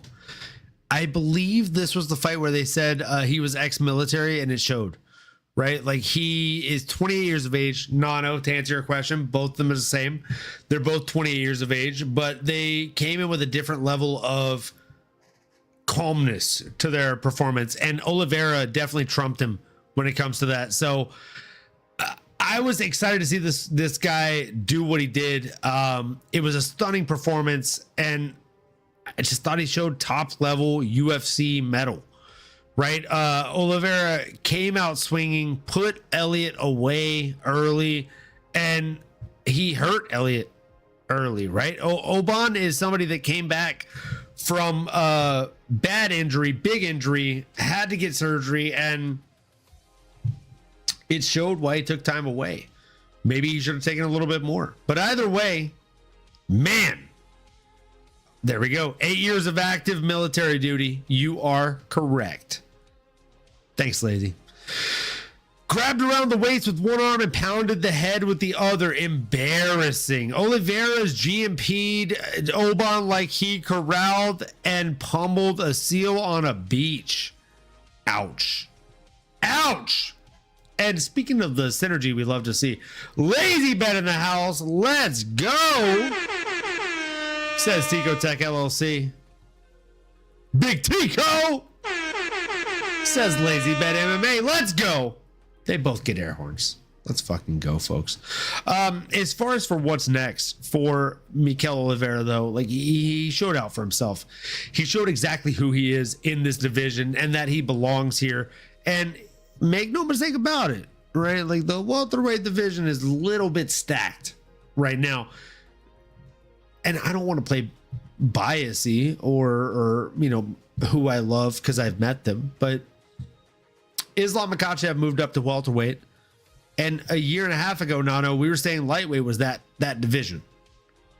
I feel like more often than not, we're talking about that division as welterweight. Do you think that's part of the Islam effect, or am I off here? I think Islam definitely adds what might be maybe another 10 to 20%, right? I think there is that global appeal. There's just the name value. He's trying to do great things that not a lot of people have been able to do, whether it's go up to different divisions, be champ, defend it, the win streaks, I mean, all the records. So yeah, there's that. And then you just look at the Murderers Row there, right? I mean, there's so many contenders, the Ian Gary narrative and all everyone else that's falling in suit. By far, I think, in my opinion, one of the most intriguing, even if you really want to break down not just the fighters and the things in the octagon, but outside, all these different characters and the Carlos Prateses of the world smoking the Shiga Hechis and the Sean Brady's going out there and doing grappling tournaments. And I mean, man, yeah, I just feel like that. If we're talking stocks, like a Kalshi type situation here, that's probably the one stock, or that'd be the one I would want to buy is the welterweight division in terms of long-term stocks here, boys. Pip, it sounds like maybe you agree as well. Ooh, I do gotta get a cowboy hat. You're right. I'm gonna lock that up. I think it's back home in Sacramento. I'm gonna get it. Yeah, I mean, Michael Oliveira. Yeah, I mean, as far for what's next for him, I mean, like Chris Curtis could be a good shout for Michael Oliveira. I think Oban Elliott's right there in that top 50. I mean, as far as that, and I'm sorry to kind of answer your question earlier. As far as the welterweight division, I mean, let me be honest. If Ian Machado Gary beats Islam Makhachev, I don't think the state of the welterweight division really changes that much. It makes it a little bit more interesting, but I think Islam being there or not, the welterweight division is full of elite specialists no matter which way you look at it. I mean, there's grappling specialists, BJJ specialists, striking. There's people that are just excellent fight IQs. Some people are just great grapplers. Some people are just very well-rounded. I think the welterweight division in its essence, when you look at the top 40, I'm looking at it right now, we've got Chris Curtis right there at 40. You've got Chaos Williams at the very top of the 40. 39, Radke. 38 is Sayan Ko. I mean, a lot of these guys are killers when you're looking all the way down. If you look at Chris Curtis like 5 years ago, like dude was probably a killer. He was around that top 15 range in the welterweight division. I mean, a lot of these guys are still killers, and I think we're just, I don't know. I'm impressed with the welterweight division. It's definitely my favorite division in the UFC right now. It's just pumped full of talent. And I think guys like Michael Oliveira keep coming into the UFC. It just doesn't stop growing. It's hard not to agree with that. It's definitely hard not to agree with that. Before I get my pick here, we got Just Doing It saying Oban got hit by Cyborg with his metal hands. He was still coming back by TKO, that little cheater early stoppage. We needed Mario Yamasaki for that fight. Lazy Bet said the one bit of relief if your welterweight is Oliveira going to be sticking around 170, isn't going to be sticking around 170 much longer. The guy is walking muscle. He's killing himself to get down there.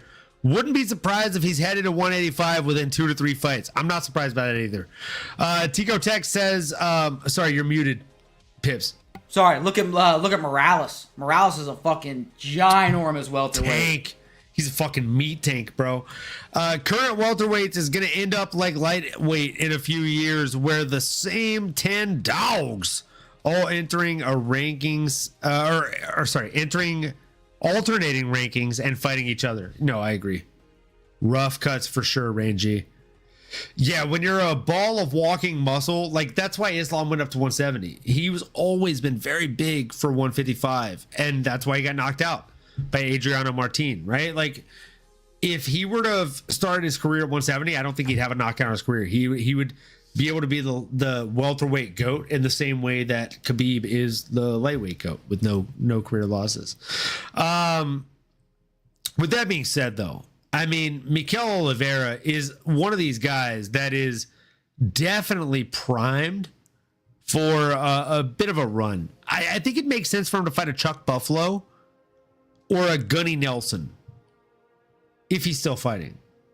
If he's retired, then just give him Chuck Buffalo. It's a fun fight. I like Chuck Buff. 75, bro. Solid Fuck off. Fuck off, dude. 75. I was waiting for that. Make him fight Michael Morales. They're cut from the same cloth. Same shit. Way bullies. I mean, fair. That is fair, just doing it. Darren Till said it best. He wasn't in the business of being the best fighter. He was in the business of being the best weight cutter. Darren Till was not a welterweight. I agree. What the fuck is a Chuck Buffalo? Bro, Charles Ratchke. You don't know about Chuck Buff? You don't know about Chuck Buff, bro? Great White Buffalo? Come on. Come on now. Odds until fight versus Yoel. Oh, that's a great question. Gosh. Do we get those odds? That is the real question. I'm picking Yoel. I'm assuming that would be under boxing. Bouts. There we go. Let's see. Nope. I don't see odds on it. Not on Bet Online. So let me know if you're getting odds on it. And if so, are you in the business of being a bookie? Because I'd take you all as well. Lazy Bet says, judging from the speech pattern and reading levels, I'm guessing the shots have been flowing tonight. The shots have been flowing tonight. Yeah. Yes, they have. Thanks, Ray G. Nano needs coffee. He's tired. I agree, just doing it. Tico Tech says, I heard the Till Romero stare down was 3 minutes. Are you being serious? I saw a shortened video of it. And I was like, how long did this go on? Because I had to like speed watch it. 3 minutes long. How were they not laughing? How can you stare that long? I mean, that's mental fortitude. Because I couldn't do it. Now, Dude, that makes me want to watch it even more. Just knowing like they're gonna bare knuckle fight each other and they're just staring and into each other's soul like that. Fire. That makes me fired up. It looked pretty cool. I'm juiced for that fight, and I do think Yo will probably win. But Darren looked nice in that first bout. Props to these guys, man. At a certain point, I think your eyes are gonna dry out there. My contacts would get stuck on my eyes if I did that. Look at this guy. I think he's going cross-eyed. Just fucking broke him. The cross-eyed joke worked. The cross-eyed joke worked. Got him. Had it coming strong. Oh, they went tip to tip so long that I think they're engaged now, says Lazy Bed. Yes, says Rain G. Owner couldn't stop them from getting engaged. Legally, says Lazy Ben. Tico Tech says stare downs are hilarious to me. I'm like Pacquiao. Olin, you're scaring me. LOL.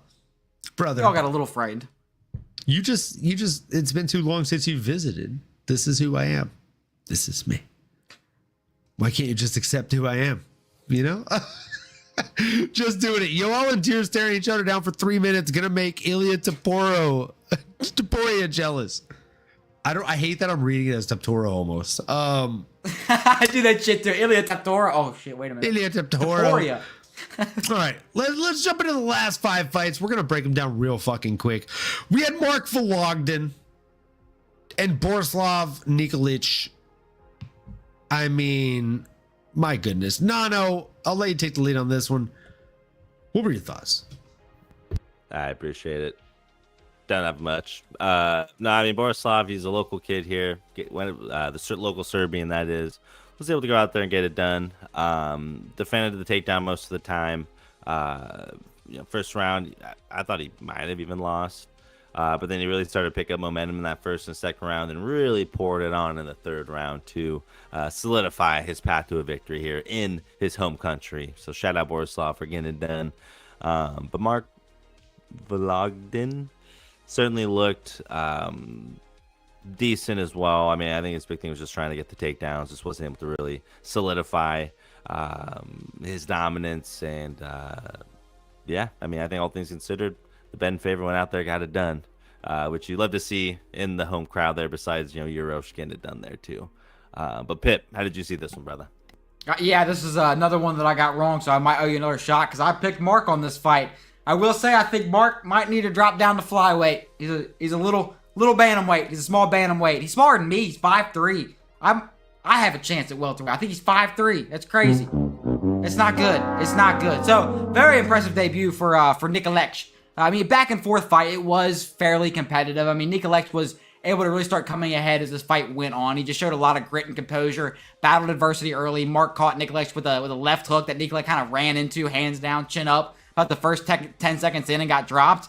And then Mark kind of locked in a headlock of the clinch, landed knees, chopping at the legs, even threw some spinning wheel kicks to the calf and up top. He kind of had a speed advantage early, and he did look good in round one. So Nano, I do agree with you. I think Mark did take round one. But round two was a lot better for Nikolic. He was able to kind of get a lot busier in the pocket, finding his range with that stiff jab. Mark really was just kind of relying on his defense. And it was good. He caused, Nikolic to miss quite a bit, but he wasn't really able to get much output in the same sense either. I mean, Mark had a few good exchanges, but Nikolic edged it with just control and had the better reactions with higher volume. And round three was definitely a complete shutout from Nikolic. I mean, dropped Mark with the straight right hand early, followed up with the uppercut when Mark tried to shoot the takedown, just unloaded shots against the cage, chased the choke, constantly on the pressure, landed nasty elbows from Mount. And Mark is tough, though. I mean, he had to hunt the submission because he couldn't knock him out. He's a tough guy, but I think Mark needs to go down to flyweight, but yeah, sky's the limit for Nikolic making his debut win. But Uncle Owen, what'd you think?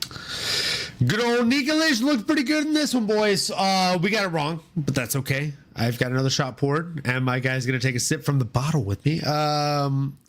Tico Tech says, I thought Vologden looked great, but he was outsized by the virtue of being a young child. The Serb was a wild animal. I don't know how he won, but hey, good on him. Lazy Bed says, we need to Instacart Nano some delicious cold brew. That's Instacart because DoorDash ain't paying me nothing. Well said, Lazy Bed. Let's fucking go, bro. Let's fucking go. Shout out Instacart. LOL, Lesnar reference in the big 2-6. Love to see it. Love to see it. All credit to Vologden. He heard a math test on Monday morning. Toughest 12-year-old I ever saw. Dang, bro. That's tough. Yeah, he's definitely the most jacked sixth grader I've ever seen. He's the most jacked sixth grader any of us have ever seen. One of the rare decisions of the night should be my opening comment of the fight here. It was a rare one, right? We didn't see a whole lot of those, which is not often the case. Nikolic controlled the striking exchanges and pace over the 3 rounds for a not so clear win. And strength is steady volume and decision making. the whole for me is the lack of finishing threat so far at this level. Vologdin stayed in it, but couldn't really steal rounds in my opinion. I don't mind that the judges scored it this way. I think I could have seen it being scored this way. Again, Pip, Nano, both of you have been here long enough to know I will say this early and often, right? Like, I'm not gonna cry robbery on this one. It was close enough to where it could have gone either way.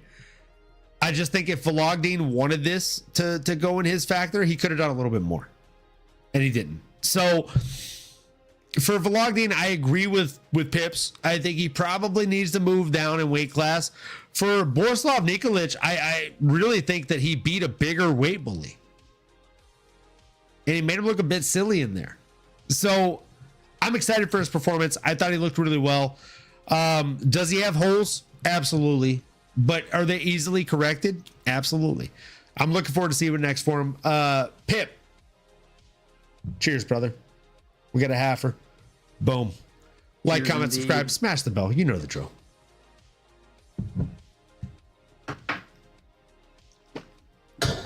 And don't forget to subscribe. And if you're not watching on the tube, come over to the tube. That's a great shout, Just Do It. He does kind of remind me of a Dennis Seaver. That's a good shout. Throwback shout. You know, Just Doing It's a hardcore. Just doing it. Are we already following each other on other social media like Instagram, Twitter? We need to have a connection, because I've mentioned. I think I'm the only person that's mentioned Dennis Seaver in the last 8 years. And Pip is probably tired of hearing it, but fun fact: Conor McGregor beat the number 10 ranked Dennis Seaver, ranked number 5 himself, to get the fucking title shot against Jose Aldo. All right, I'm gonna jump off the fucking pedestal here. I'm gonna kick myself off the fucking bar stool. But Just left. Oh, he's back. Oh, jeez. I mean, Dennis, I didn't want to hear it again. He didn't want to hear it again.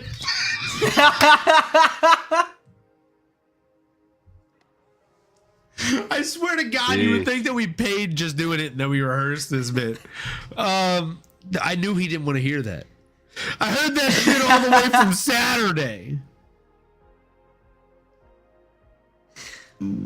I mean, yes, fair. He heard a math test Monday morning. Cooked. Fair. Fighter betting odds: BKFC record age Darren Till -1. Wait, what? All right. I have a mission. Pip, talk to the people about Mark Vologdin, will you? I'm going to look up and try and find a place that's legal in California for me to bet on this fight. Absolutely, absolutely. I mean, Mark Vologdin, as we all know, tiny little guy. He definitely needs to drop down at flyweight. So, if I'm going to talk about Nikolic for a second, as far as what's next for him in the bantamweight division, I think you beat Mark. Mark Vologdin, I think, is ranked, where is he? Around his top 60 mark. So, a little under. So, I mean, Ricky Trailer Park Tarusius could be a fun fight for Nikolic. Cody Durden. Did you just say Ricky Trailer Park Tercios? You are such a dickhead. So sorry about that. But yes, I You're did. such And a I'm going to dick. continue to roll with it. Next guy on the list could even be Christian Quinones. I think it'd be a great shout. But, Nano, you got any names on top of your head for what's next for Nikolic? Some solid names, solid nicknames. Thank you. I think I'm leaning, because you gotta, I guess, reward him a little bit here, but not too far up.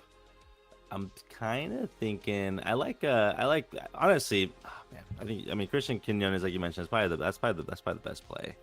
I don't know if I go any higher than that, and I like matching people up that are coming off wins as well. So we're gonna stick with it. MMAnomaly, what do you got? Oh man, I still can't get over what this guy just said right now. This guy was being such an asshole. No filter. No filter. This is right here. I wish I could say I'm not mad at it, but I am a little bit mad at it.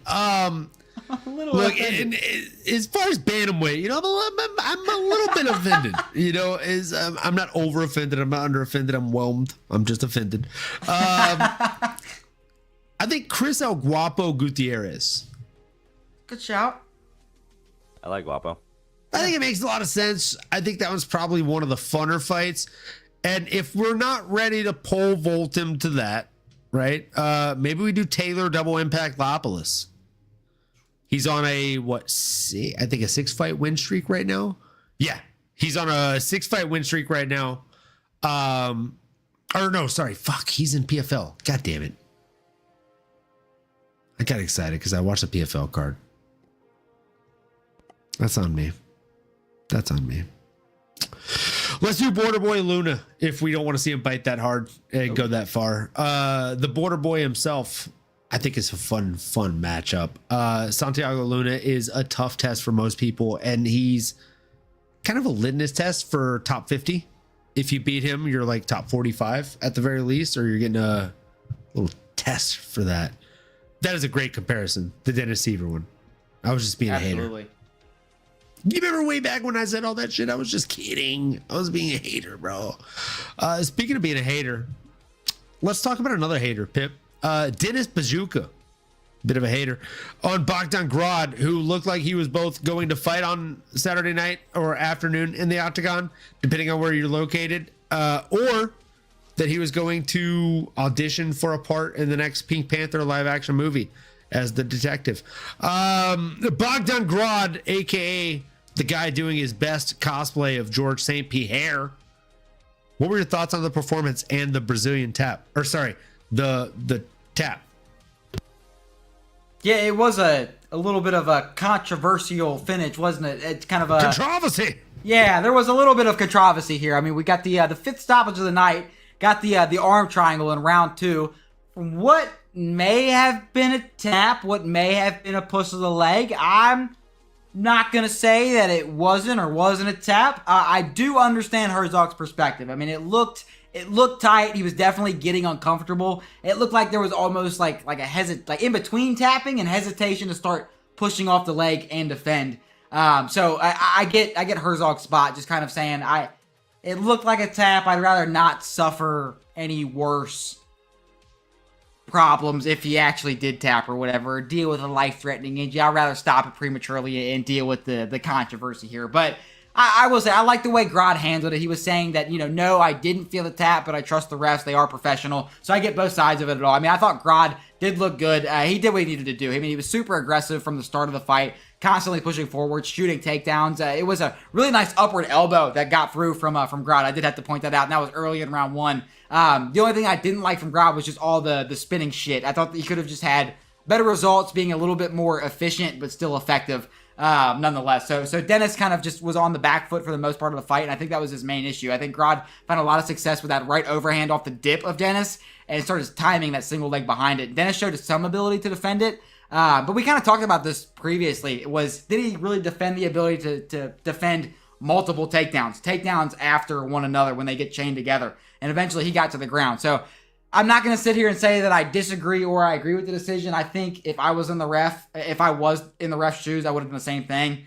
I would have been a little nervous because live time, it did look like a tap. Watching it slow-mo, it looked a little less, but it still was a little too much for my liking. But Nana, what did you think? Did you think it was the right call? Did you think think we got to run it back as a no contest? Do we got to run it back altogether? What do you think? I guess I wouldn't be surprised if it gets appealed, or at least attempted to, right? I mean, if you're the opponent there, if you got the L, you'd rather that be a no contest. So I don't know if it'll get overturned. I think it's probably going to stand true. I think most times in these scenarios, it has to be more than obvious, or I don't know. I feel like you hardly ever see it get overturned. So probably not, but like y'all said, I agree in the sense that it should be more in the favor of protecting and being a little quicker than a little too late with some of these fighters. I mean, some of these chokes, you're talking about losing consciousness or breaking limbs or really having more serious injuries that can potentially be avoided, even if they're maybe tough for their own good. And it doesn't take much to do that in some submission position. So yeah, all to say, here's what it is. Biden got the dub. The new hair looks solid as well. But in terms of what's next, I mean, I don't know how high I'd want to skyrocket Bogdan now that he's unleashed.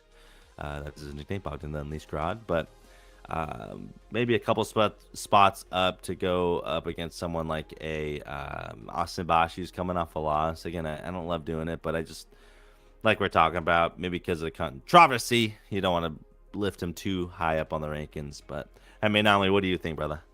Bring us home. Yeah, I thought the arm triangle looked nice. I mean, he did it well, right? He worked patiently into the choke late in the second round, locked it up.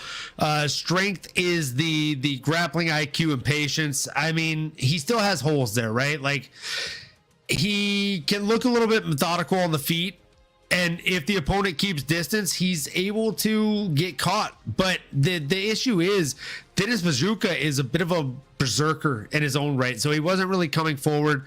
He wasn't really pressing the threat of the opportunity there, and that's why I think Bogdan Grad was able to really work his way into that submission win. He did well in the opening rounds, or the opening round, I should say. Really found the range, dictated the pace of the fight, and as I like to say on the show more often than not, is he led the dance, right? Like, he made it look easy peasy lemon squeezy to just lead his opponent where he wanted him to be. So I thought it was a fantastic performance for him. There are people that are saying Denis Buzukja didn't tap. I mean, Nano, we've had this conversation, so I won't bore you again, but Pip, you're newer around here. Like, did you watch back in the Pride days, or like around that era of UFC? I mean, I've seen fights in Pride. I wasn't around to watch events or whatever the case is, but yeah, I've seen events in Pride. Perfect. I'm not trying to age shame you at all. Typically that goes the opposite way for us old dogs. But either way, the reason I asked that is because back in the Pride days, we'd see it a lot more often, where we would get what we call, or have coined almost a meme term, of the Brazilian tap. This felt like a bit of a Brazilian tap. Like, do either of you guys disagree with me? Because I feel like I trust you more than most. It felt like a Brazilian tap. I think so, yeah. At least in real time watching it, that's what I was seeing. 100% in real time. In slow motion, less so. But in real time, and if you watch Pride and you've watched the slow motion recap of those events or those finishes, you'll see those a lot more often than not. Like, Brazilian tap, Pip, just in case you've not heard that term, is it would happen more often from Brazilian fighters. That's why they called it that. But they would like tap when they think they're out of range of the cameras and or the referee, so that way they get you to let go of the hold, thinking it's over before the ref has stopped it. So it's you do a quick, nonchalant, just 2 tap, 3 tap at max to get you to let go, and then if the ref didn't see it, cool, you just let go. You have me dead to rights, and now we're fighting again. Yeah, I can believe that. That's a fucking problem.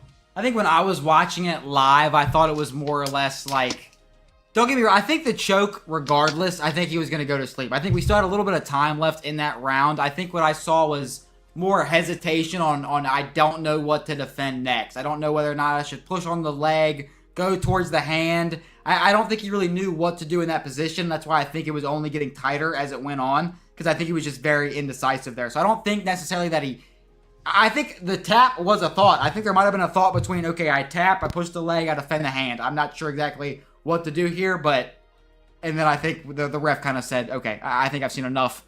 I'm going to stop it. It looked close enough to a tap. Let's be done with it. I think it was just more indecisive thinking than anything. That I 100% fucking agree with, bro. I just think it was definitely indecisive, but I think it was Paul Felder that said this on the Believe You Me podcast this week. Like, if you tap and you change your mind, that doesn't fucking matter, with all due respect. No, not at all. You still tapped, and that's still a fucking game over for you.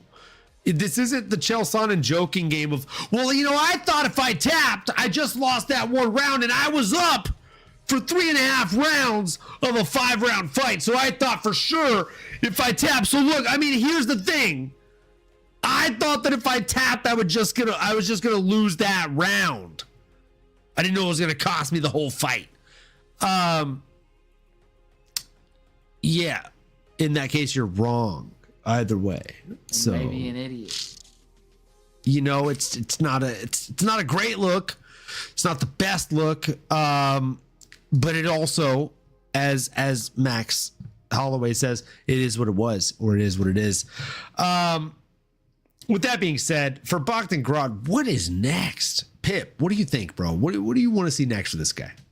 I've got two Santos next for what could be next for him. I'm gonna say Gabriel Santos, and the one that I think I like the most is a Daniel Willycott Santos. I think both of those could be fun shouts. But Nano, what do you think? I like the Santoses, like you mentioned there. Maybe a third name. I think Austin Bashi potentially. He's looking to bounce back off after a bad loss, most recently to Jose Delgado, but someone in that range. But the Santoses, why not? Why not give ourselves a little bit of a wider spread here? A couple options. MMAnomaly, who do you got? I like it. I like it a lot. I like Austin Bashi. I think that one just makes a lot of sense from a featherweight standpoint. The guy has a lot of following on Instagram and things like that. That one's a fun fight. Or, I'll be honest, this might be the first time I've ever said this, but you give him the winner or loser of Yadier Del Valle versus Darren the Damage Elkins. I don't care. I really don't care. Give him the winner or loser. I'm a happy guy. Yeah, God, if Yadier loses that fight, he's going to be fighting down for a minute. You get what I'm saying? But if Darren Elkins wins that fight, he's not fighting super up. No, not at all. Not at all. You give him the winner or loser, bro. It's not like... Bashi's becoming the new Billy Q around here. I hate that. I hate the honesty. That's so true. That's so true, bro. Fuck. That's too good. I'd like to personally say, Bogdan Grad, you suck. You've been able to grow that head of hair this entire time, and you've been shaving it. Shame on you, sir. That is stolen bald valor. Look, I'm just gonna say it at the risk of you not believing me. I said this the entire fight. I told my significant other, like, can you believe this is what he used to look like? And I showed her the video of him with bald hair, and she's like, oh, I remember him. And then she's literally watching the fight, and she's like, wait, this is him? I was like, yeah, he's fucking George St. Pierre, bro. He faked a bald career, and now he's here with hair. George St. Pierre. St. Pierre is a good one. Yeah. It's just crazy. And he, like, not only that, but he has like a good hairline. And Bogdan's the new salon quality hair. He might be the new salon quality Poirier, brother. I love that. He look good too. Salon quality Bog. Big fucking big time bets. He was trying to be scary shaved. I agree. He's scarier with the frosted tips. Crazy enough. Brazilians are swindlers and tricksters. I agree. The Brazilian tap and the Brazilian hairline. The argument against Herzog is it's a blood choke. Worst case scenario, you wait a beat too long and the guy goes to sleep. He's officiated enough and fights and BJJ to know. I agree. If it's a blood choke, it's tough. If it's an arm choke a joint lock, you know he can break it instantaneously. So you gotta quicken that shit up and just cut it off. And that's fair. Brazilians think they are the best dancers. Bakshi in the same boats as Gurul. Welcome to Burger King, Gurul. Bashi is becoming the new Billy Q around here. We already saw that one. Stolen bald valor is crazy. Say that to GSP though. I wouldn't.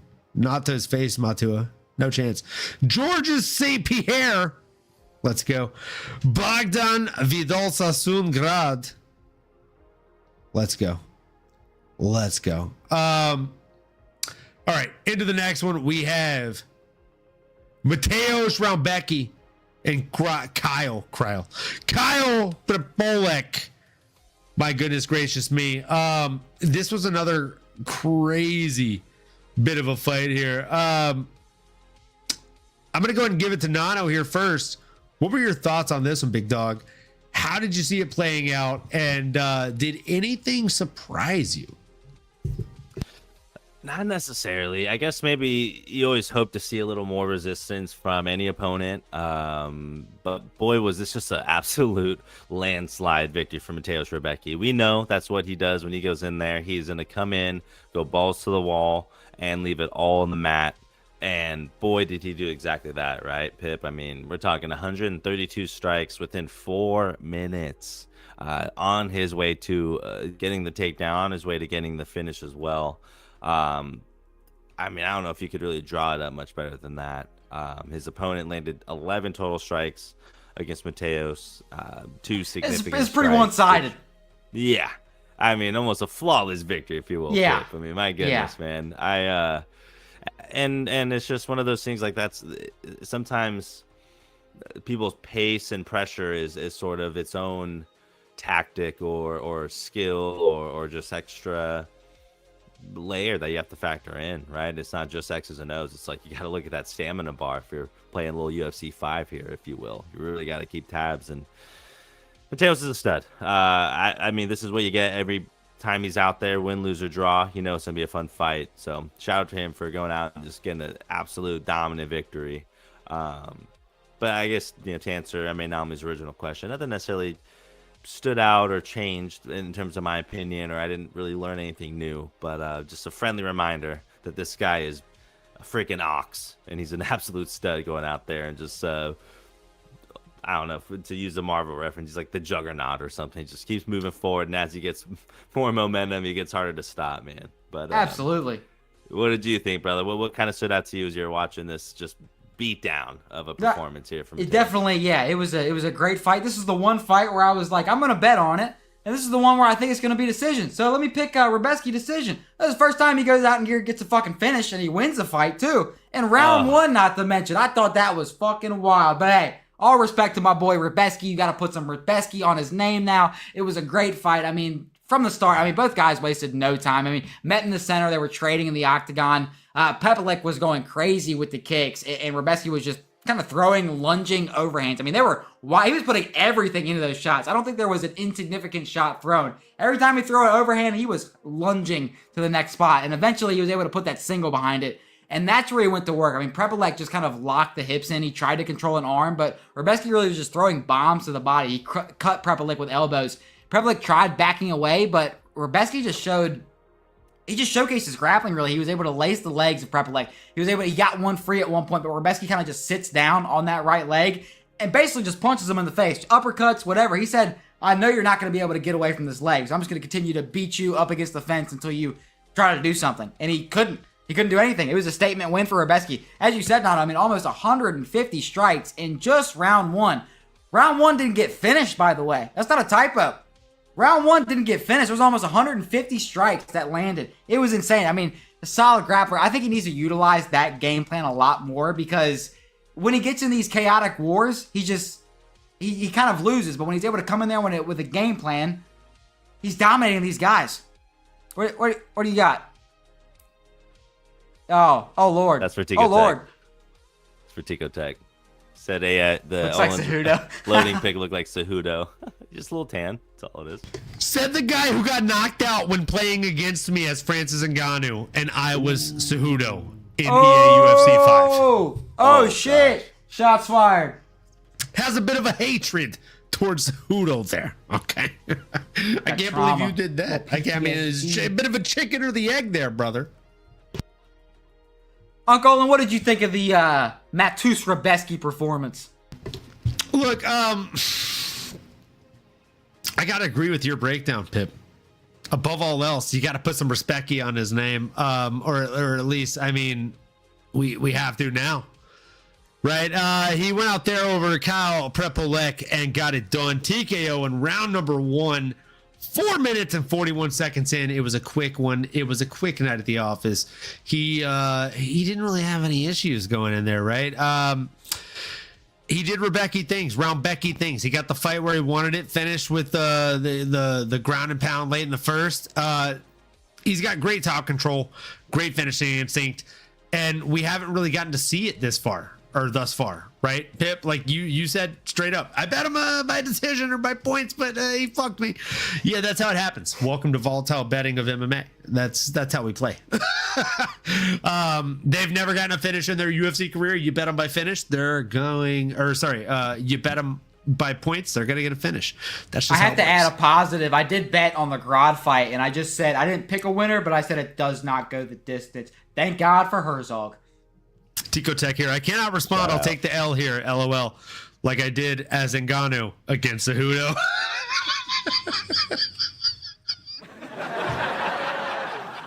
It was so good. I was like, you've heard me say punching up, brother. I was punching up 6 feet. It was crazy. It was fucking crazy. But it was a fun fight. It was a fun fight. The speed was there. The speed did transfer, much like the guy we talked about earlier in the Rakic.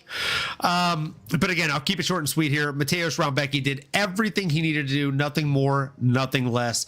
Nano, I'll go to you first on this one. Names. Talk to me, Goose. I got you, brother. Yeah, I mean, and I have one name in mind. I'm not gonna go too high, nothing too crazy, but I'm gonna go with the gifted man. I'm going with Rafa Gifted Garcia. 3-5 win streaks into the 22 spot on Tapology. I think it's a proper kind of level up here for Rebecki. Go out there and see if he can, knock off Garcia. What you Pit? We got. Yeah, I mean, there's a few names. I mean, Axel Sola, I think, is my favorite name on that list right now. Coming off a win, but he had a loss back in December. Early 2026. He came off a decision loss. So I kind of like that shout for Rebecki. Both guys coming off wins. I think that could be a fun shout. Colin, any names on the tip of your tongue? Drew Dober. I think Drew Dober makes a lot of sense. And, Alexander Hernandez, anyone? They're not so great. Does anyone want to see that? I think that's a fun fucking shout, kids. I think these are all winnable fights for Rebecki. I think he's got that dog in him. I think he can make a name for himself. It's turkey, not goose. Jive goose. The jive goose. You heard it here first. Oh, man. Let's jump into the next one. We'll keep it very short and sweet. I'm going to do my breakdown first. And again, I'll keep it very short and sweet. Nina Milosevic versus all hell Haley Cowan. Not anymore, right? Body shots folded, Cowan clean. Strength is the power here. The body attack, I mean, come on. She punched her. Like, I mean, if I'm Nano's older brother and I'm 6 years older than him and also 100 pounds heavier than him and I punch him in the stomach, that's the same reaction that he has. He hit my belly. Like, it was bad, bro. She looked like a Dragon Ball Z character that was extremely underpowered. Yeah, but what does the scouter say about his power level? It's under 9,000. Like, I mean, come on. It's under 9,000. It was not formidable at all. She got hit in the belly, the solar plexus, and real quick question. Either of you guys been punched really hard in the solar plexus? Absolutely. Doesn't feel great. It doesn't feel great. It knocks the wind out of you. It's the same as falling out of your treehouse and landing flat on your ass from like half a tree up. It doesn't feel good. You can't breathe. That's what her opponent felt. And fun fact, Nano, I don't need to remind you, but I mean, when I drafted Nina in our fantasy league, you guys all laughed at me. You're like, wait, who even? Milosevic? You can't even pronounce the name. And I'm like, I don't need to. I can pronounce the point spread. Ooh, that's a good response. Good response. I wish I would have said it on the night of the draft, but I was drunk. Nano, what were your thoughts on this fight? Yeah, man. I think the one thing we neglected to mention is that she punched her in the jejunum. Okay, classic jejunum knockout here. Love to see it. It's unorthodox. Doesn't happen often. But if you get someone right in the jejunum, it's game over. So shout out to the jejunum. And shout out Nina for getting it done for you and for your fantasy team who's already in the lead. But again, it was a classic jejunum punch. Very rare. Love to see it. Fit. What do you have? 108 points. 108 points. Just got to say it. Definitely a good pick. It sounds like you don't really need any help with that fantasy team either. She's just adding to the fucking list. You're doing good.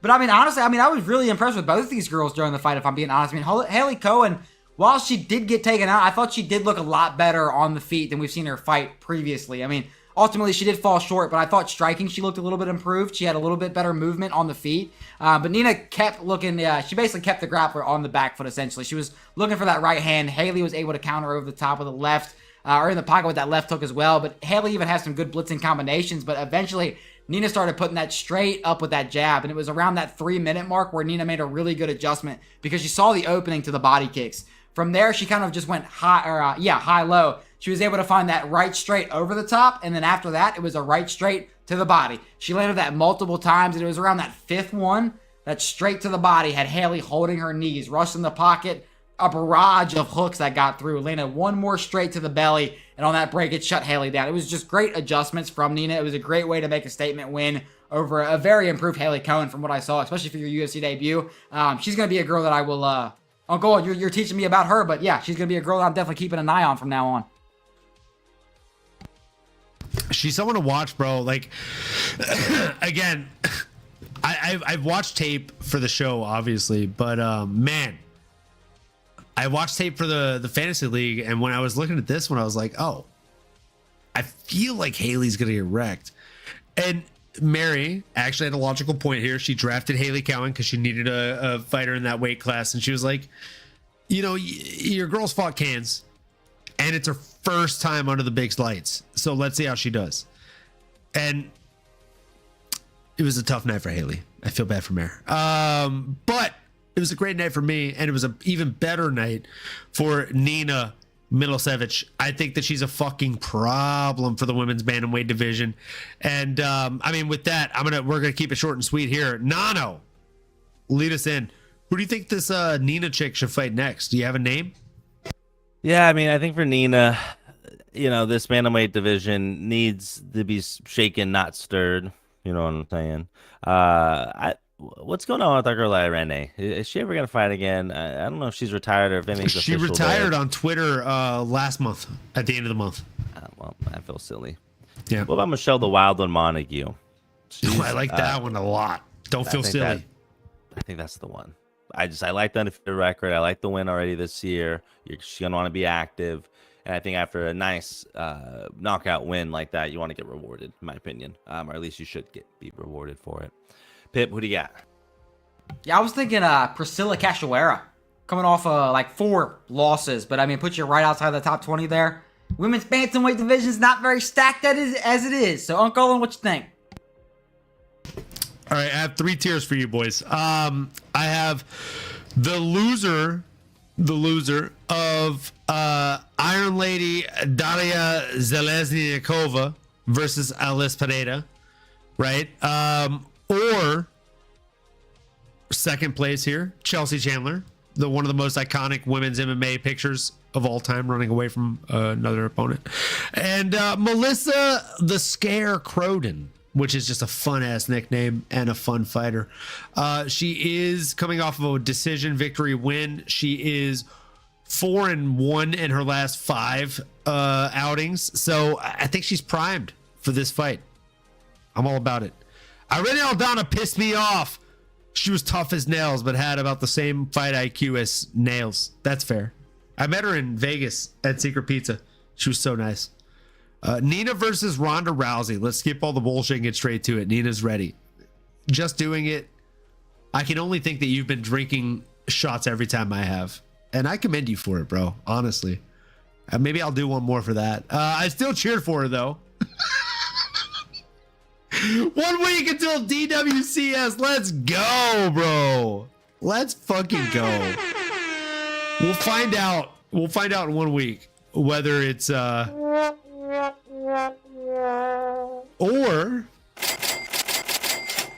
you know what I'm saying? Because we told you guys and gals, we promised last season of DWCS that we would run an experiment. Right, we started, I believe, what was it, Nano? About quarter of the way into the season. Yeah. We said we were going to bet a unit, a full unit, not a half unit, not a fifth of a unit like we do on some of these other bets that we're not super confident on. And mind you, we're not confident on any of these. We're not doing fight tape on this. But we said this is the college football to MMA, right? Typically in college football, you bet every underdog, you're going to be a happy guy because there's a lot of heavy odd stacks and odd swings in the right favor or wrong favor for that matter. So we said we will bet a unit on every single fight for Dana White's Contender Series once we start this experiment. If we end the season up units, which we ended up multiple units, I believe it was like 4.5 or so, that we would continue this throughout the next season. And here we are. We're going to do this. So we're running it again, folks. starting next week, 1 unit per dog per week. We're going to see how we end out. We're going to have a separate file for that. We'll be tracking it the same way that we track the bets, which, hey, candidly, sorry, Nano, sorry, Pip, who's taking a piss. We're down units this week. I apologize. It was bad, but I'm you know what? I'm not going to take sole blame. Nano wasn't here, so I feel like he could have talked some sense into us on some of these silly bets. All right, he was probably back in the right dog here. But as far as Nina, like I said, there's a lot of fun, viable options, and we're going to jump into these last 2 fights. We got Jovan Leka and Aleksandar Rakic in the heavyweight division. Nano, we can probably get through this one before Pip even gets back. What were your thoughts? I was gonna say, yeah, I mean, I'll try to take as much meat off the bone as I can here, but then again, there's not much to take off, right, brother? I mean, I think there's an obvious size differential with Jovan Leka versus opponent here, Aleksandar Rakic, and all Jovan had to do was just Rakic right in the pouch peck right there. Give him a little peck there, you know, gonna keep butchering that one, but that's all we saw. I mean, in my opinion, it was just a proper body strike that Aleksandar did not appreciate at all. I think Jovan just happened to catch him right on the end. And like we've talked about in the past, but maybe the one thing to highlight is, you know, catching someone digging that foot, that toe right into that rib area or that liver. Like, it's just such a brutal, and just how big these guys are with how much force. I mean, it was loud as hell. So I know whatever happened inside there did not like it. And Aleksandar obviously wasn't able to weather the storm, that storm being Jovan Leka. So it was a fun one, proper fight. I think it's a heavyweight that showed some good strikes, but we need to see more, right? I don't know if that makes him a contender right away, but proper strike from a proper heavyweight on someone that probably should go to light heavyweight, if I'm being honest here, talking about Aleksandar Rakic. So good on Pip. I see you're back, brother. Great to have you. We're just talking a little Jovan Leka, a little Aleksandar Rakic. I love it. I will have to Rakic say, I think Rakic should go down to fucking middleweight. I think he walked around like 215 or something like that. That dude needs to go to middleweight. I don't think he's got a chance at light heavyweight. No, crazy work. Yeah. Nah, Leka was my that was my one confident pick. I bet on Leka 3 different ways. I said Leka, this is pretty much gonna sum up my breakdown. I said Leka is going to need the he's gonna get a muddy line, so I bet on him because I am the type of guy to bet sense to win sense back. I said Leka by finish. I also said Leka by first round finish. I was that confident in him. Leka didn't do shit for like 2 minutes, and then he threw one body kick and folded Rakic. One shot. That was it. I was that confident. I loved it. Can't wait to see Leka back. I don't know what you guys have done already or not, but that's my take. It sounds like you were plus money on Leka, which I love to fucking hear. I did. We hit Yeah, good I mean, on Leka. he looked good out there. He looked fast out there. But I think if we learned anything, it's that he's competing at the wrong division. It reminds me, and again, kick me off the bar. So if I'm wrong here, boys, it reminds me of Rashad Evans in his debut season of Tough. He's competing at the wrong weight class. He needs to cut down. Rashad probably could have had a hell of a title run at middleweight. I think this guy probably can as well. And if he's not willing to cut those extra pounds to get to middleweight, light heavyweight's begging him to come down. The only thing that worries me is he did leave a lot of openings. His head stayed on the center line. And with that, in light heavyweight or middleweight, those guys are going to fucking tag you. So, Pip, I'll go to you first. What do you think should be next for him?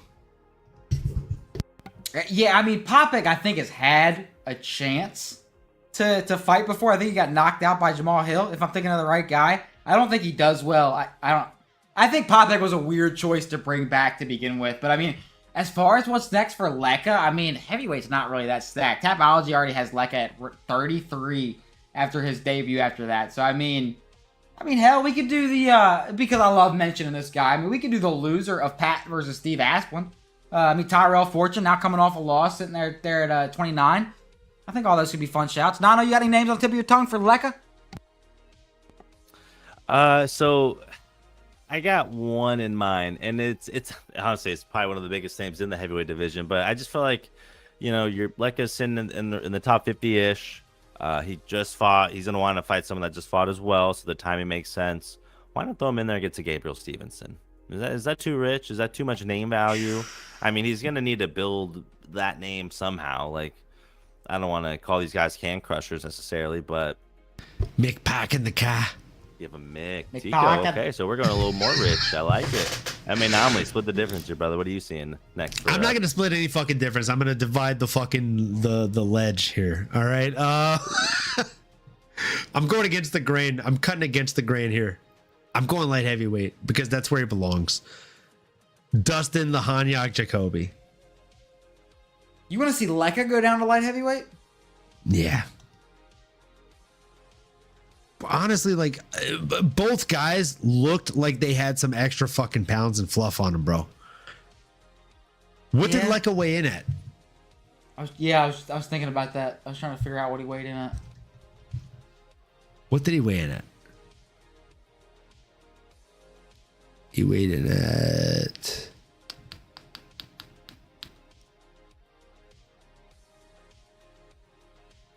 262. All right, maybe he can't cut down, but I just feel like he was a big boy. I mean, I feel like both these guys need to fucking cut down. But if we're talking heavyweight fights, like realistically, heavyweight is the most shallow division in all of MMA. Yeah. In all of UFC specifically, right? Like realistically, you could put him in the top 10 tomorrow. Ante Delija, I think, makes a lot of sense for him. If he can't make that cut and discipline, keep him at heavyweight. Put him in there against Ante Delija. Let's get a quick fucking litmus test, just like we did in the opening prelim of the fight night against Marina Spasic and Stephanie Luciano. This was one of the fights that went exactly as we saw it going, right? We said Stephanie was going to go out there and get it done. She said she doesn't have bright light syndrome. Pip, take most of the meat off the bone so we can call it a night. Yeah, I mean, Luciano came out here and spoiled the first night of the home crown girl in Spasic. She locked up that rear naked choke in round one, which set the tone for the rest of the night. I mean, Spasic, she gave Luciano a fight. Early, Luciano was not showing the best defense. Spasic was able to pressure forward. She landed a few nice right hands in the pocket. Luciano was trying to kind of lean out of the way, and she got caught a few times for it. But Luciano definitely made some good adjustments. I mean, she was keeping her base in the pocket. She was able to feint the takedowns and land her own offense, engage in the clinch, or just, start trading in the pocket. But Luciano just started timing that right hook. She just really started gaining the respect as the fight went on. Luciano started blitzing forward, putting Spasic on the back foot, and Spasic fell into the striking rhythm, and Luciano timed a perfect takedown. Back Spasic turned around, got her walking against the fence, finally got it. She wasn't really worried about too much about her neck. She finally got the choke, got her hooks in, got the tap pretty instantly. She went for the choke first, then got the lock in, and she got the tap pretty soon after that. But yeah, now 3-1 in the UFC, starting to look like a real contender. I mean, got a statement win against a hungry prospect. Great way, I think, to for me, it was the morning, so it was a great way to start my morning. But Nana, how'd you see this fight going? It was definitely a great start to the morning. Again, an early finish is always a great start to any UFC card here. And Stephanie Luciano, excuse me, really was able to demonstrate her dominance over her opponent, right? Like you mentioned, she got the fight where she wanted to be on the ground. That's her world, her specialty. Was able to take the back relatively easy, locked in the RNC. I mean, what more do you need to say, right? I mean, at this point, it's like, hey, textbook. I think you covered a lot of the bases. MMAnomaly. I don't know if we're missing anything or if anything else stood out to you here with Miss Stephanie Luciano and this first and last fight of the night. How'd you feel, brother? I felt like it went exactly as planned, almost according to the script that we laid out. Luciano took the back and locked in the choke to open the card. I mean, the strength is the opportunistic grappling here. The hole for Luciano is still the limited high-level striking, right? Like, whenever it's stuck on the feet, she does show a little bit of problems. Leaves her head on the center line there to be hit. And that is a massive problem against these other competitors in the division. I think what's next for her is another strawweight that really can test her, really show her mettle in the division, and kind of show what she has to offer. Do I think that she's top 10, top 15 even? Not necessarily, but I do think that she warrants a test in the top 25 or so. I mean, Luana Pinheiro, coming off 4 back-to-back losses, probably makes a lot of sense. Maybe even an Amanda Ribas or a Loma Lookbomi. But Nano, Do you have a name on the tip of your tongue? Way to get out. Those are definitely some solid names. Man, I guess it's like, why not, right? Like, as far as like the range that you're mentioning there, I think that's proper. I may even look at someone like a Toledo, the problem child, Aleksandar, coming off 3 wins in the 20 spot. I don't know if that's too rich. She's a few ahead of Luana. I've seen different paths to their career, but I think I just gravitate towards trying to get people that are both coming off wins, try to get them closer to, getting a higher ranking. But Pitt, anyone else top of mind for you, brother? I was thinking like a Jessica Andrade. She's on 3 back-to-back. Three consecutive losses back-to-back. So that's kind of where I was thinking. Andrade's a solid shout. And before we call it a show here, Just Doing It said, I would say women's featherweight was by far the weakest division versus heavyweights. GDR should have never held the belt. That division was built for Cyborg, and it was just stupid. Heavyweights always maintained top 3 to 5 guys that kept us interested with prospects coming up. Women's featherweight never had a chance. I agree. I couldn't agree more. Tico Tech says, my favorite way to start a morning card is a fight changing foul to set the tone. Yeah, definitely a fight-changing foul. None of us really talked about, but it is what it is. With that being said, folks, if you haven't done so already, like, comment, subscribe, smash that bell for notifications, and do us a huge favor, folks. If you do none of the things we've asked you to do, if you're not betting, if you're not even watching the fights, but you tuned in, thank you. We appreciate you, A, first and foremost, and B, second most, I guess. We really hope that you keep on going and that you keep on growing. And we really, truly hope we see you next time. Let's go. You've been listening to the MMAnomaly Show. No filter. Our passion is to dive deep into the upcoming fights, give you our expert breakdowns, and help you make sense of all the chaos that is the fight game. We hope you've enjoyed the show. If you did, make sure to like, rate, and review. We'll be back soon, but in the meantime, make sure to find us on YouTube, Twitter, Instagram, and Twitch at MMAnomaly. Be cool, and we'll see you next time.